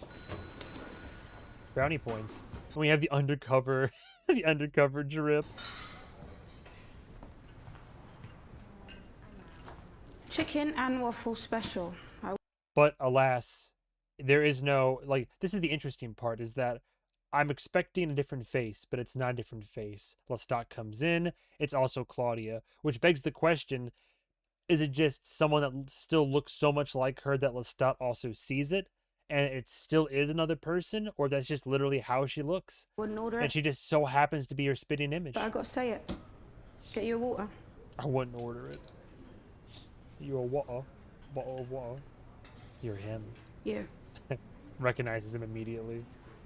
Or at least not insofar as the book, but rather from the... The internet says you're dead. Then I must be. You know he has been there for an hour. Stop performing. I like that. Stop performing, and immediately her shoulders, like, less tense. Like, the guard is let down a little bit. But all he had to do was speak to her telepathically, and she is like, oh, not only are you, like, part of the band, you are the vampire Lestat. Like, you are a and like that right there, an ability, a gift, proves Does it. he order when he comes here? I bring him anything about to go bad. What the cook's pushing. Then I'll have that. Which I just realized, again, this is a good thing about doing a rewatch, actually. I always forget how vampires experience food, right? The whole time he's coming to a diner, having coffee, eating food, like he said, when he described it to Daniel, like, you only get any satisfaction from blood. So whenever he comes in here and eats the food, even if it's food about to go bad or whatever's being pushed, like, it's all the same. He said it's like a paste, devoid of flavor or enjoyment. So again, it's like this, I mean, I don't want to keep harkening back to self-flagellation and punishment and all this. It's more like he's willing to put up with all of that because he's not here for the food. He's here to bask in the vicinity of, you know, surrogate sister of Claudia, Regina.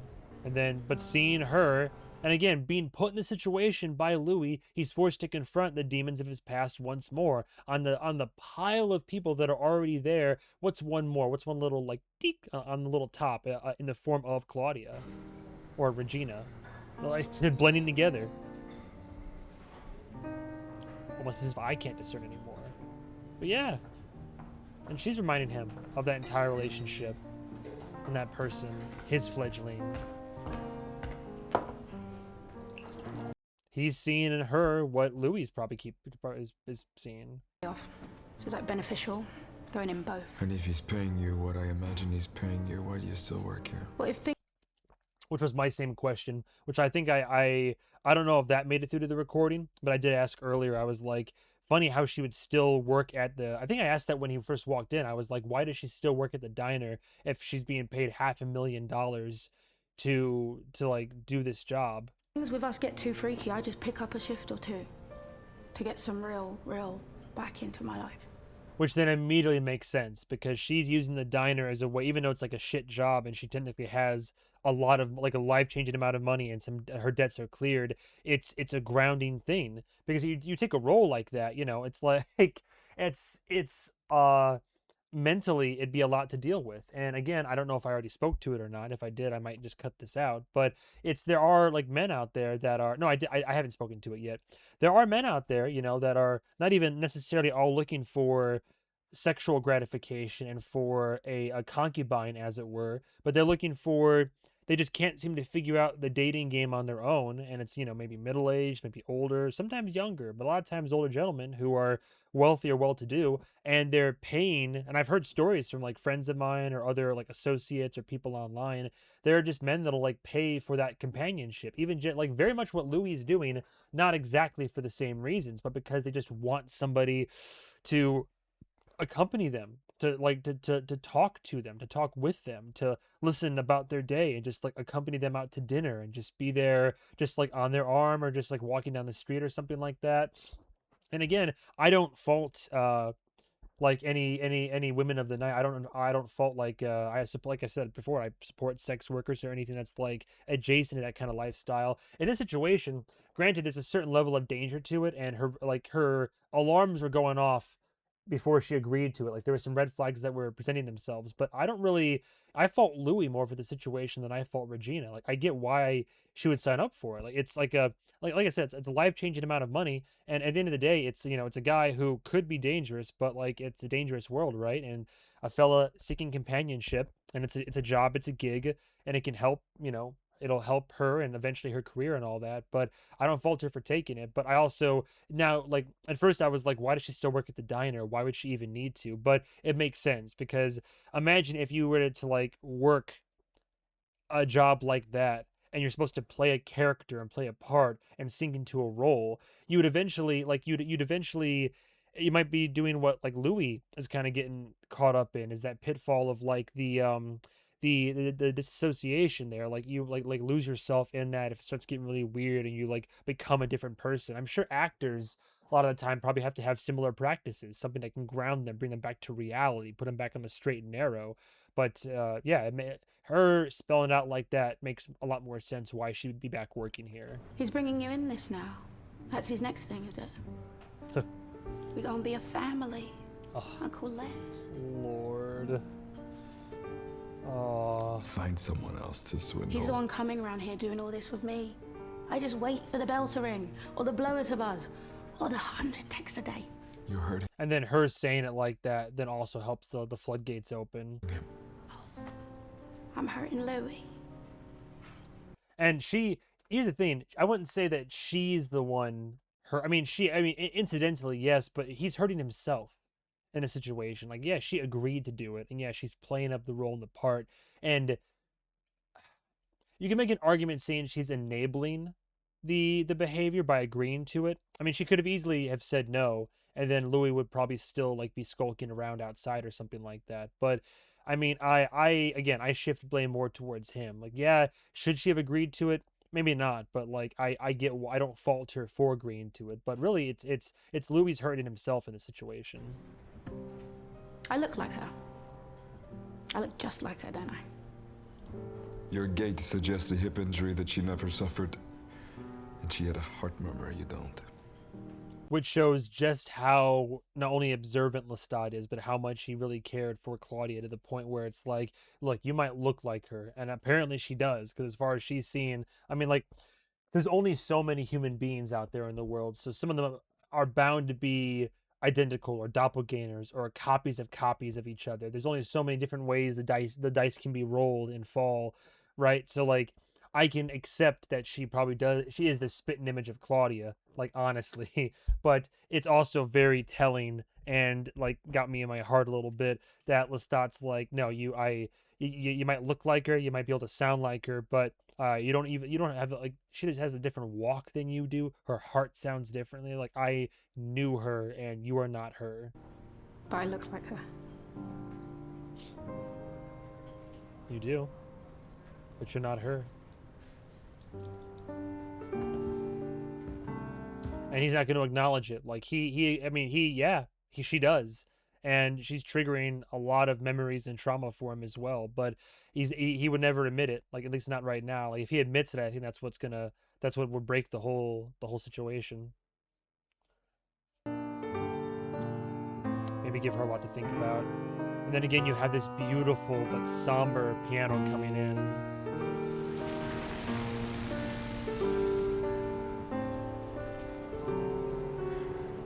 Is it her? It's not her. It's not anything like her. Sparing him. I kindness. The eyes, no spark, right?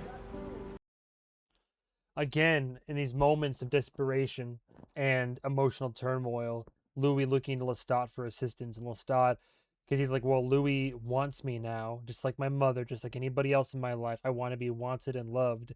And if that means being used on a little reconnaissance mission and also re-traumatizing myself yet again for another person in my past, in my life and all that.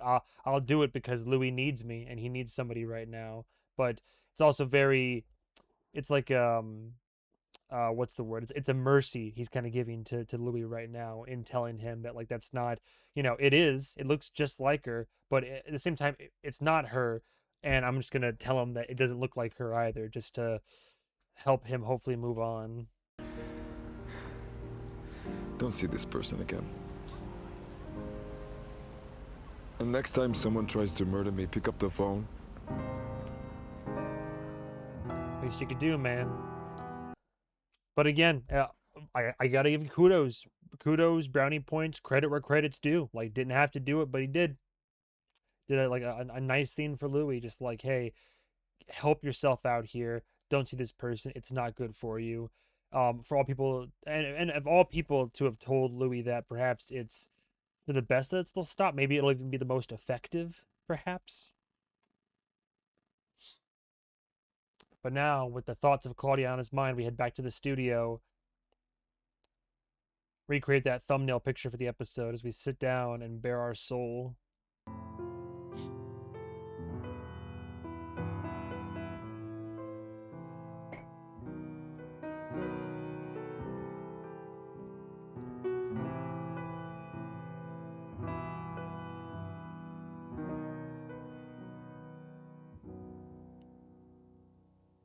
I was wondering, now, speculation, I was wondering why he grabbed his throat a little bit right there, and my mind immediately goes to Akasha sinking his teeth into that particular part of his throat, but it could just be the emotion of the moment, and just kind of when you just like brace yourself, or just kind of like hand to your chest type of deal. So I feel like it's him just kind of in the moment, just like feeling his emotions right there, but I had some speculation regardless. And now for a much more intimate... The day you were born, I was shaking like a leaf. And right there, I was like, this is about Claudia. And then sure enough, right as soon as I was talking about Claudia... On an old oak tree. And she shall appear. And there wasn't a dry eye in the house. Then you stayed like a thought flooded me. As a beautiful music video ensues.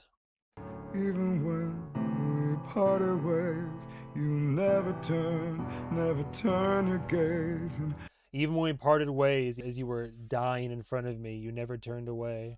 Follow the bouncing ball. Don't break that stare. No, don't you dare. Stop with the banners, damn it. Even Sam is moved. The things you regret and don't stay. Cry.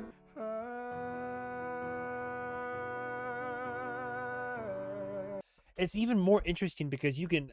Delaney is such a talented actress in that you can tell, like, when she is supposed to be... When she is Claudia, like the character of Claudia, it seems so much more genuine. And seems there's so much more emotion and depth. As opposed to when it's Regina playing the character of Claudia. But it's still... But, like, even though it's like... It feels like an affectation. Like, it's Claudia... But you can tell it's not like true Claudia. It is showcasing her talent in that it is Regina. She is playing Regina, playing Claudia, as opposed to when she's just playing Claudia. And now that I'm watching this again, the difference is like night and day. It's mad impressive. Had our fun like a child. Just a couple of knives. Couple of knives as we were just having fun. I was training you, telling you to go out to Lover's Lane as we killed like the hot-blooded, heart-throb lovers in mid carnal pleasure. 28. Yep. Years past by. No one ever gets to keep my smile. Souvenir. No one could ever keep my smile, but I still have a smile on my heart for you. And then, of course, even referencing one of her souvenirs that she would always keep from her victims, like almost to imply, like, oh, I might be a victim. I'm a victim of my own love for you, but you'll never be able to take that smile away, even if you were to always take something from everybody that you that ended up being your victim, in this case, like in a proverbial sense. Even when we parted ways, you never turn. They keep showing it. And still, I can still hear the ash coming in. Break that stone. No, don't you dare. She's playing with them. Ash on the piano. I'm right, bread till you had nothing left. God, like the ashes you spread till you had nothing left. It's just that was it at the end of it all. Just like disappeared after. Like nothing remained.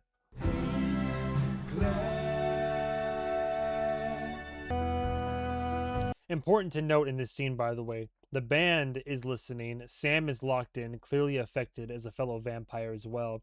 The only person in the room not really paying full attention, shocker, is Gabriella on her fucking phone. Side note. Even young Lestat's there in the studio, though. I wanted more young Lestat, and technically I got him. Not quite the way that I wanted, but... And if that's the new sound, then neither is Why Do I Have to Feel or Big Bad Wolf or... Instruments played like metaphors. And rip. I mean, I get why he's doing it. So yeah, note-wise, Lestat back in studio. Records the Claudia track. Band doesn't feel like the track fits. Lestat wants to re-record the whole thing. Well, yeah, it's a beauty. Boy. So. You shouldn't fire them. That would be a mistake. Thank you for the ride. Best 2 years of my life. And I quit. Larry. There we go. And Larry's out. You need to be a vampire to hear it, TC. You need the blood. So make us vampires. Read our minds. Oh. We want it. No, I've come to enjoy you all very much, but... No, I enjoy you all very much, but you don't know what you want. You something about this blood. Let me save you from myself. As you then find out. When my great love left me, I let myself be buried in a strange until the queen took pity and summoned me to service. Queen took pity, summoned me to service. We cut back to post-feeding. Now this is immensely fascinating given her character, and I'll let the scene speak for itself for a moment. But in her arms that are open, all this was arranged, and who arranged it? Was it Amel? And the long nights and the soft dark. what have you done? And this is when I start to really, after this particular scene plays out, I can't stand Marius. That is the answer. That is what it means to be loved. That's why she dies limp in the straw. The blood is hot, my mother. And she keeps saying Amel, and I'm over here. I got on my notes right here. Who is Amel? Keeps referring to Amel. But over here, this bastard, he thrust this job, this responsibility, this position upon Lestat, didn't give him the full context of like what he's actually doing, just gave him a list of commands, and then has the gall, the nerve to be upset with Lestat for then, you know, doing what he ends up doing.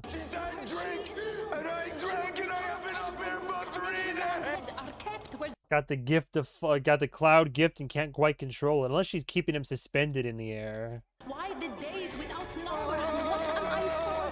What is this for? And what should I know? Yeah, it is a connection then for sure. If not to answer. Stairs! Stairs! My mother. My mother. And why are they throwing stones? And why is she curled on the ground? And why is it wound around her throat? And this part's so curious. It's just like, she gets into this bit where it's just like questions and questions and why this, why that, why, like, it's so curious. Is it just like the pent up thoughts and insanity of years and years and years of just being essentially comatose and trapped in her own body? It already owns you. May madness or sunlight relieve you of the burden. May madness or sunlight relieve you of the burden of being having her blood in your veins. Why is it desire? My eyes is desire. And why must I sing so low? And why is she kept? Why must must she be kept? Why is she kept? Why must she be kept? And also referring to herself in the third person, but it's just so curious, question after question after just like, but this intense scene. Roland did say it'd be like an intense introduction for a character. This place must she be kept? And what does it mean if you are not art? Is it to see and to... And then this pisses me off, where he's over here, for one, compounding Lestat's own internalized trauma about his like failure in general, and like not being able to ever get like succeed in life. But the fact is that fail, like comically evil over here. I how dare he like hide all the truth about what's going on here, and then have the nerve to like throw it in his face as if it's like his fault what's happened, which technically it is, but you didn't properly like explain or train or anything. He just comes in here as like, what is this? You drank of the blood? Fail. Like, I hate it. Like, the actor does a really good job of making me get mad at him, because like then the way his face contorts in a moment, just like No, but to told you have not seen, you have not known. And why is her tongue cut out? And why is her death prolonged? Stop! And who will stop it? And why must they, must we, must... Camera starts shaking. Unfold why the girl curled. Oh, I am the girl. I can arrange it. I can say rise, and I can say speak. And I am her, and I am she. I'm the answer. Intense stuff. The whole time is Marius just like, like I just want to like, it's a punchable face over here. But bravissimo, excellent character introduction. But curious, I am the answer. I am the girl. Funny how did she say I am the knight, by the way? Louis over here, stolen valor.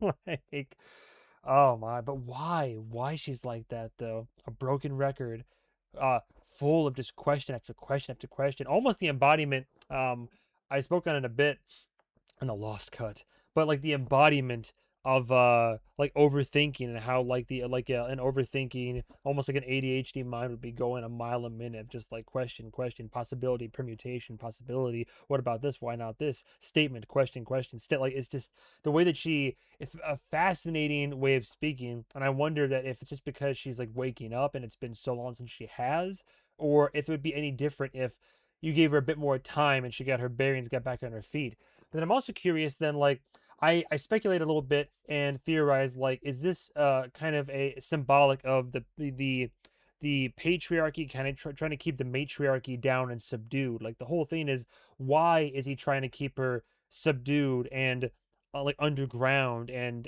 asleep, basically, in the way that she is? Like, would it truly be?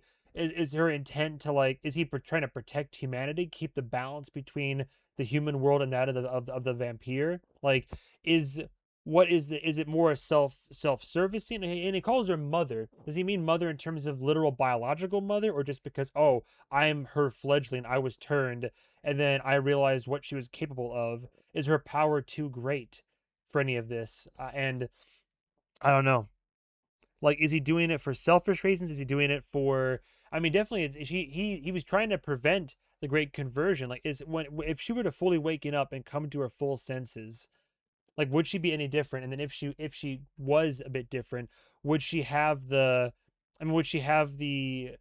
goal of, like, trying to rid the world of humanity, essentially? I'd be very curious. This is the metal sun inside my veins. The metal sun. This is the hell I unleash on all those near me.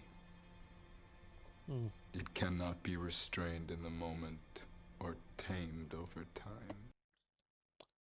I am cursed with my maker's temper.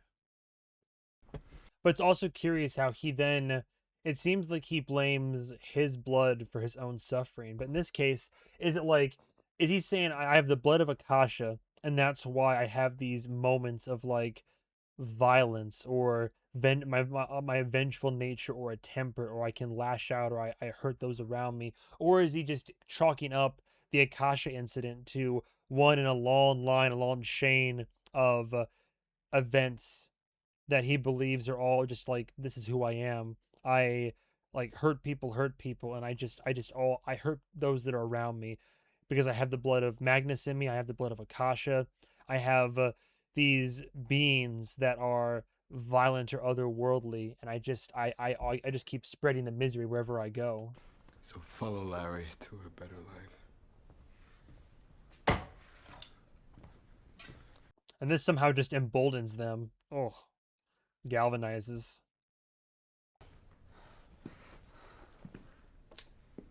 We've come this far, eh?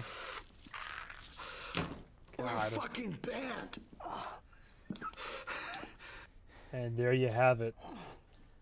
And of course she's satisfied by that. She's overjoyed. Gabriella's like, yes, more. But I like how they pieced it together themselves. They went from singing the song earlier and repeating the mantra of make more and being like, so wait, make more what? What are we talking about right now? And now it's all clicked for them. Now they understand, and they, at least they think they do. They want to be a part of it, right? And now it's like, yeah, like you guys said, this is the great conversion. So make more. We want to be part of this.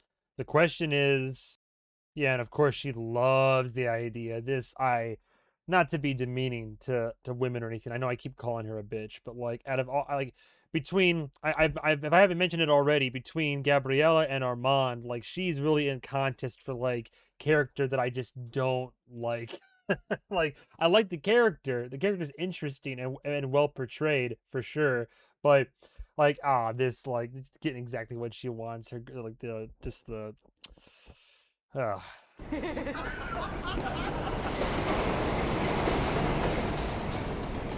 But yeah, question of the day, will Lestat actually turn his ban? And the way the scene is kind of set up and the way that the tide's kind of, you know, the way the wind's blowing, I feel like he might just do it.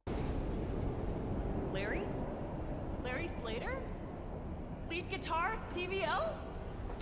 Yeah. Oh my god! Oh my god! Hey. Oh, you know, it was unfortunate. Videos all the time. The concert stuff, not the shooting.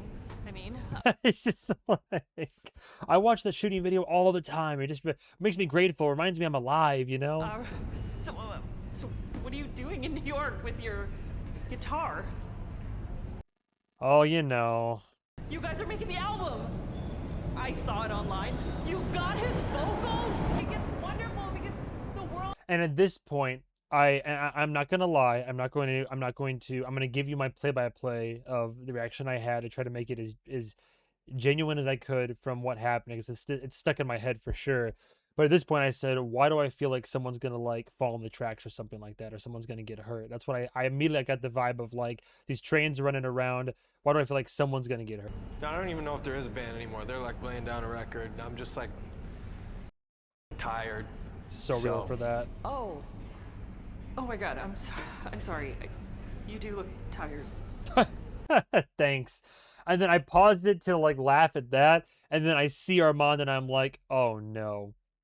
And as soon as I saw Armand show up, I was like, it's over. Like, oh no.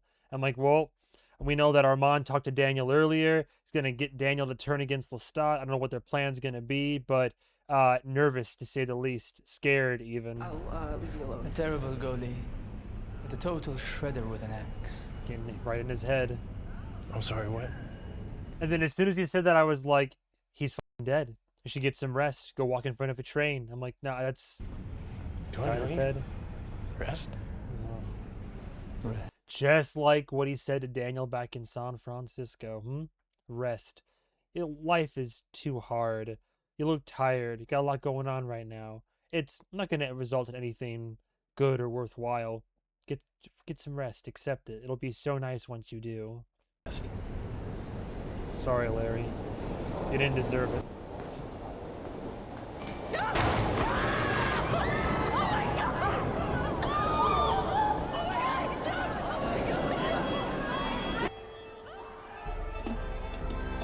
Almost like he's enjoying this right now. The discordant music coming on in. And this is the part I went on a little bit of a rant, and I was like, Armand, our misunderstood angel, our best boy over here, you just don't understand. Like, I'm like, you only want to keep getting in this guy's corner, huh?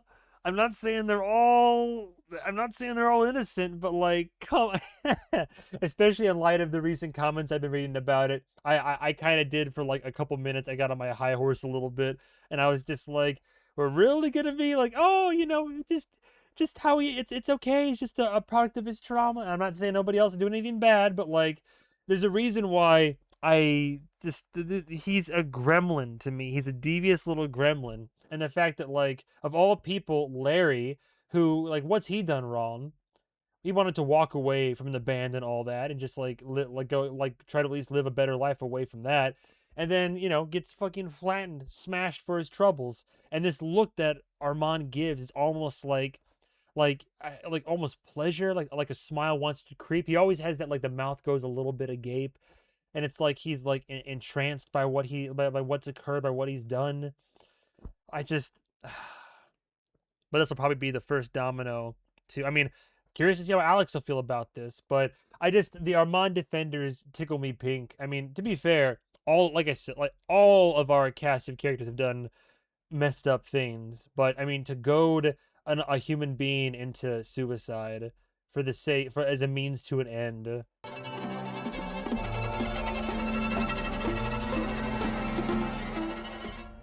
Roland did say that this season there were 2 episodes where Armand had like a hell of a closing moment. And you got one with him and Alex, and then one with him and Larry. I would leave this coffin only once in 4 months. I would butcher the band for bloom and marbling, and stop at nothing for Lestat Aliencourt, burned into elegiac audio formats. Not Kya, but more like... Take 1. His mother comes back to him and says, hey, why don't you be this other thing? She needs him to create a song. The vampire's lurking in all the shadows of the world. Yeah, she needs to use him for her purposes of like what she wants to accomplish, which is like the end of man, world domination. And so she's like, yeah, I'm rolling back up around because I need you for this. He makes the album to be this thing for her, but of course he's a really fastidious and obsessive artist, so he memories that he can't quite reconcile with. Why did she take me to the burning of these teenage girls when I was a child? Very interesting question, which he still needs the answer to. Maybe it was to season him, expose him to the darkness of the world, like so she could show him like, hey, humanity is pretty fucked up. I want you to see what I see in the worst of it. When I was, wounded, you were a terrible mother. I was. And again, as if she takes pleasure in it. I was. In the moment, they definitely do find it hard to stop their complicated relationship. You need me now. I missed you too, sis. Both of you. This show is really funny. Intentionally so. I cut it there because I was like, funny is definitely a word for it. This was such a dark scene, a dark reveal, like threw me for a loop. We could stay longer, but you know, Claudia always go. She sounds like I sound when I'm trying to be French. It's a very dark humor. Yeah, that's more apropos. Humor, and then off Broadway Madeline is definitely very funny. Took it down. I'm glad just the enjoyment. Yeah, maybe it's a trauma response, like just try to get enjoyment out of the situation. Ik heb je hoofdstuk te draaien against the vote and shoved it down the laundry chute. She's good. Beautifully played, but it's also very twisted. yeah, immensely twisted. Off Broadway Madeline's crazy. I think at one point I was literally sitting in my chair and I was off camera, and I was like sitting there like, no. Just make it stop. Which is funny because I was literally talking about that did make it into the recording, I believe, but I was talking about it earlier in the episode how I'm sure that discomfort literally informs the character, like the character reaction and all that. So there's a little bit of that discomfort and that kind of like recognizing the uncanniness of the situation, but it all just kind of plays into and helps the scene, ironically enough. It was I think it was uncomfortable for everybody because obviously we know the circumstance behind it, but for Regina, it's just another day on the job. Holding hands for now. But I also love the very calm, soothing, like jazz and piano playing over the twisted, dark, like. Oh, did you? Let's just get out of here. Lovely little relationship. I laughed very hard at that. Just the fucking cutaway, it's just the lovely romantic evening, this fun little hilarious dynamic that we have set up here. Not at all too dark or twisted. Don't worry about it. And we close out that lovely chapter. I was shot in the streets when you didn't call. Selfish bastard, huh? There's a lot of things that keep haunting Lestat. That means he comes back and he writes a song about her that is more truthful and more pared back and more honest than he's ever done before. And he presents that to the band and said, I think this is the sound. I think this is what we're doing now. Which, by the way, pretty shitty, I made note of that, like, and it's almost like, unfortunately, so apropos when he says that, follow Larry to a better life. The better life that Larry ends up ultimately going to is death. And it's almost like not even realizing the potential truth he's speaking right there is that, you know, to his knowledge, Larry's going to live a better life away from the band and all that. But in fact, Larry, it's his demise. So then it's almost as if, well, you're about to become vampires right here. You might have almost been better off going off with Larry to live a better life in the grave than to become a vampire and go through whatever you're about to go through now. We're finishing the album. He no longer is trying true words. to present himself, and he's just being himself with his music. Based on who you ask. And I did like that. I made a note of that in my notes specifically. Lestat is no longer presenting as he is being. But again, I just like that interpretation there, but very fitting. No longer presenting a performance. This is like who I'm trying to be. No, he is just like inhabiting himself and his trauma and his emotion and his feelings. And now that's going to be the key. Like, vampires were already connecting with his music, and there was like hints of his truth and his core there in the heart of each song that he was writing. But now all bets are off. Like, now, like, this album is going to be completely redone, and it's going to be made by vampires for vampires that I'm sure humans will still enjoy. But as him and Sam were saying, you know, only a vampire can hear it, right? And that's going to, like, fully, I think, win over any other creatures of the night that may not have already been won over. And so the great conversion is inbound. Don't break that stare, I'm burning in your mirror tonight. No, don't you dare call it yearning. But it's also very curious because, I mean, presumably some vampires might be able to figure out what the songs are actually about because that book has made the rounds. And I'd say most of them have read it. But I'd be curious if, like, would the music still connect with a vampire just based on the fact that it's, like, pure heart and soul and all of his pain and his emotional experience, like, still seeping into it and being being listened to and absorbed that way? Or are they getting the experience because they have the context, or they're still able to get this experience even not having the full context? That's a good question. But killer song. I've said it before, but I love the variation in the soundtrack too. How we have like high intensity, high energy songs, catchy jingles, takedown pieces, rock and roll numbers, but then we also have like love ballads. Then we have like more somber like tracks like this, like Things you regret, like the a truly varied album. You bet your sweet ass, and there's going to be an album available for pre-order. I'm going to be a day one purchase, pre-order purchaser for sure. I want this shit on vinyl. They have to put it on vinyl. I think if he wrote Stained Glass Eyes himself, I don't think he would have taken it seriously. But I think he's had to get to this point where he could write something very emotional and very raw. Roar. He's a personal conduit of his expression as an individual. Is the point of it too? Re-record the entire album. Yep. Instruments played like metaphors. And again, the attention to detail in this setting as well, like just excellent work. Akasha, and in fact, our very last day. Now, when he says that, do you mean the very last day of shooting for the season period? And so a high anticipation of just looking at her as Akasha. I would love to hear from book readers, by the way. Please give me your thoughts. I thought it was an excellent introduction for the character that still leaves a lot of mystery and intrigue for me, but I thought it was dramatically well executed. I liked it. Like, I liked it a lot for what it is, and assuming there's going to be even more. I thought we weren't going to get any Akasha until the fucking season finale, you know, but we got her 3 episodes from it, so Now, whether she pops up again or not, because I thought in the IMDb it said 1 episode. So I don't know if this is all the Akasha we're getting this season, which I kind of hope that it's not. But all that to say, as a book reader out there, I'd like to ask you guys and gals, how did you feel about Akasha's entrance into the show? This season played by Sheila Team, who is extraordinary actor. She is the seed, and you are her keeper. Marius is there trying to keep her controlled, and Lestat, being Lestat, is much more about like... Which, by the way, if I were trying to keep her controlled, so what, he was just like... So Atlas was tired of holding the planet on his shoulders, so he offloaded the responsibilities onto the son of Magnus, essentially. Like, is that... I'm trying to remember the conversation he had earlier. Did he pick Lestat because he had no purpose and because he had been turned by Magnus, another ancient vampire? Or was he just, like...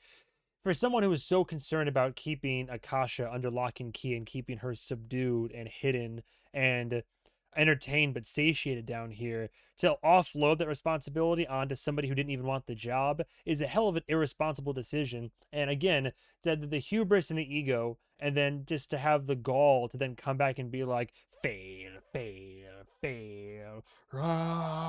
get out, be gone, you're unworthy, like the whole like, go blow it out your ass, old man. Let's push and see what happens. He's also very lonely.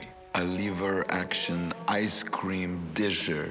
Anne Rice has Akasha awoken by Lestat, but we actually have Lestat stay within her crypt for, 10 years. In the book, he's there for a couple of days. Which is a crazy change, but I feel like kind of helps for the sake of the adaptation. Like 2 days to 10 years, which 10 years really, like, I feel the passage of time, and thankfully over the course of the episode we are cutting back here, and there's the implication of time as he settles into his new responsibility and brings a gift, and we see some movement here, and then eventually we have the full-on like Akasha, rise Akasha.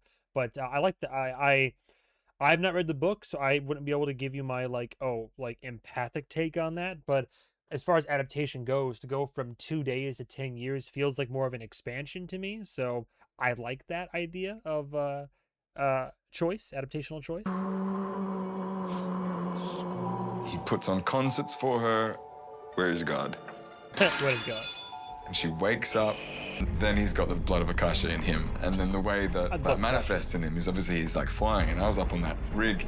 Which crazy powerful blood for gifts that might normally take time to manifest, or maybe it's like diluted, like the reason why it took Louis so long to get the cloud gift is through dilution. But the fact that he got fed on by Akasha, and so like she drank his blood, and then she says drink of my blood, and then gets the cloud gift like that, and is like it's strong enough where she's controlling him and he's flying for 3 days in a row. That's some strong blood to immediately get bestowed the cloud gift, assuming that he starts floating right after the feeding. There. But it gives you some articulation. Yeah, great. Okay. That's cool.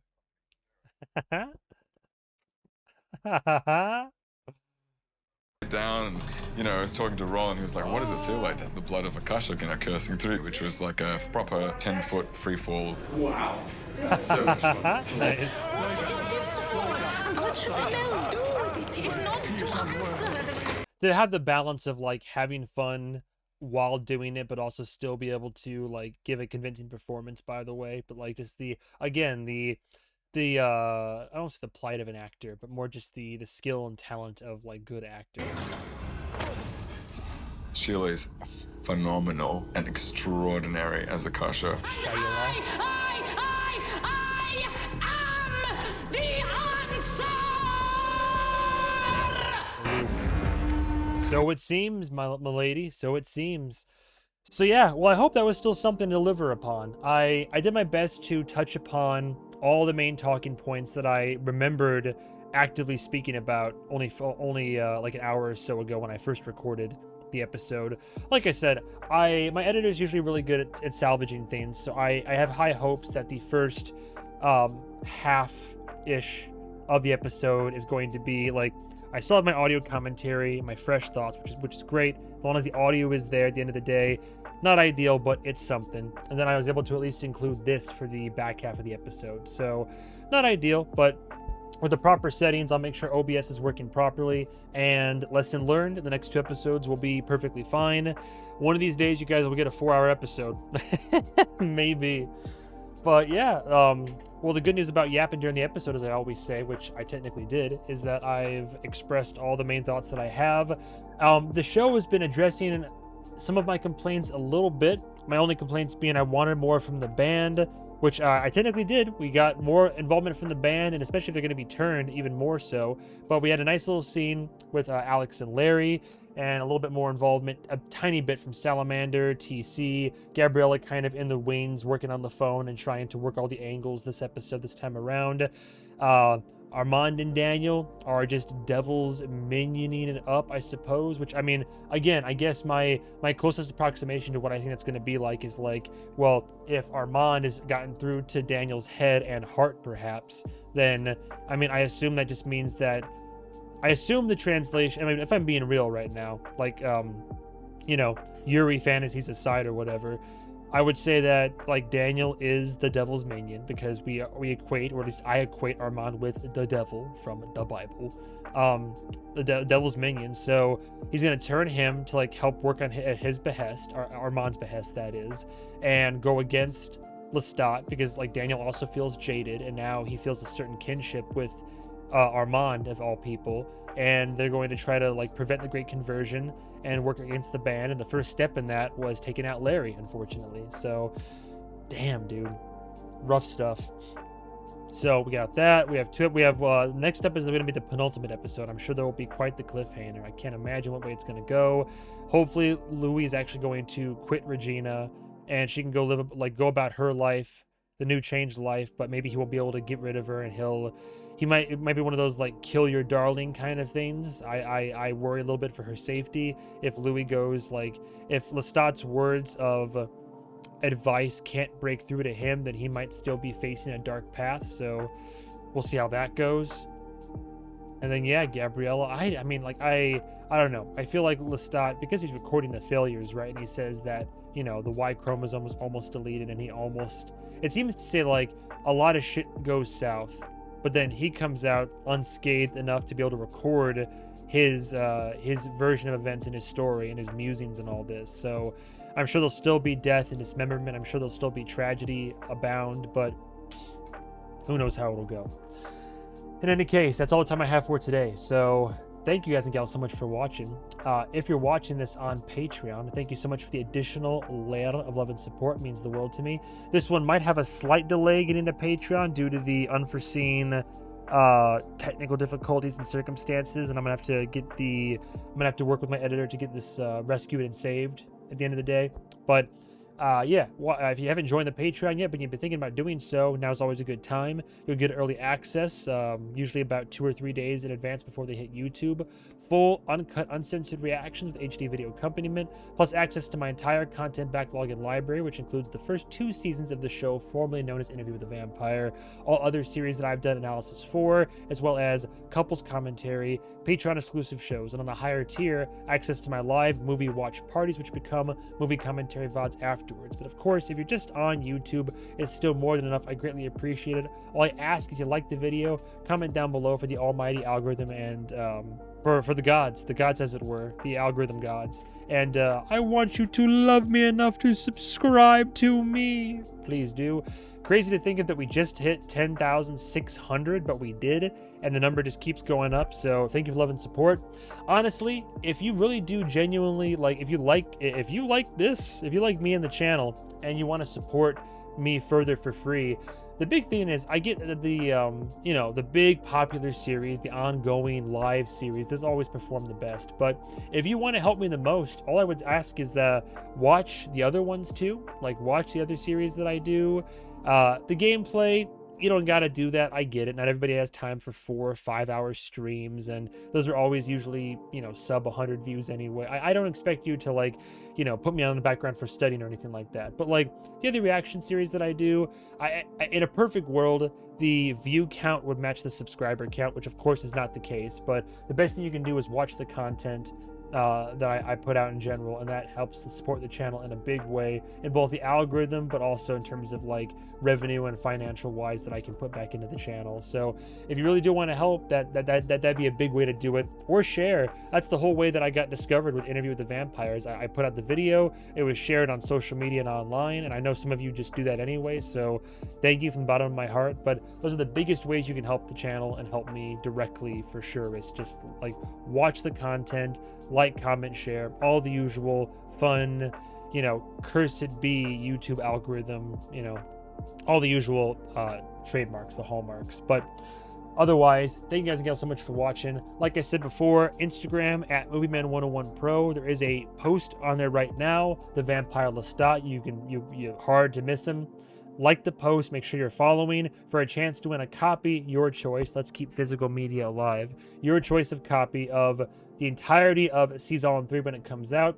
Honestly, right now I have like the record engagement for that particular post. I think over 70 people are going to be entrants in it. So if you do want to, what's the best way to put this? Because of the massive support that I received for this series and from you guys and gals and the milestones that we've reached and all that you've done for me, I really do want to give more back to the community. So I wouldn't be surprised. I'm giving out 1 guaranteed. I kind of want to give out like 2, 3, maybe even 4 copies of the full season. So yeah, honestly, I'll make a decision by the penultimate episode, by next episode. But I'm gonna be doing the giveaway in the finale for sure. But I really want to like say thanks and give back. So I want to give out multiple copies of the season and then just make that work. Like financially, it shouldn't be too bad. So I want to do that. So like the post if you haven't already. Follow, which have been helping my numbers. So it's a thank you for getting my numbers up on Instagram as well. But I want to give back. So yeah, enter for a chance to win. It'll be a randomly drawn raffle. There'll be at least at this point 2, 3, or maybe more winners. But yeah, do that. Otherwise, thank you so much for watching. This was a harrowing evening for me, but I think there's a way to pull this together. And the fact that I have at least the audio for more than half of the reaction, and I can record at least something like this. I never do recordings of my rewatches. I never do it by principle, but given these extenuating circumstances, I hope you can forgive me and I won't disappoint or let down again. I'll make sure the next 2 episodes are going to be as close to perfection as I can possibly get. I don't want to let you down. So stay tuned for that. Love you all so much, bottom of my heart. Have a good day. Have a good night. Bonne chance. Bonne chance. Au revoir, mes amis. Au revoir, mon cœur. Thank you so much for watching. This has been your bright young reactor with a point of view. Have a good day. Have a good night. As always, goodbye, travelers.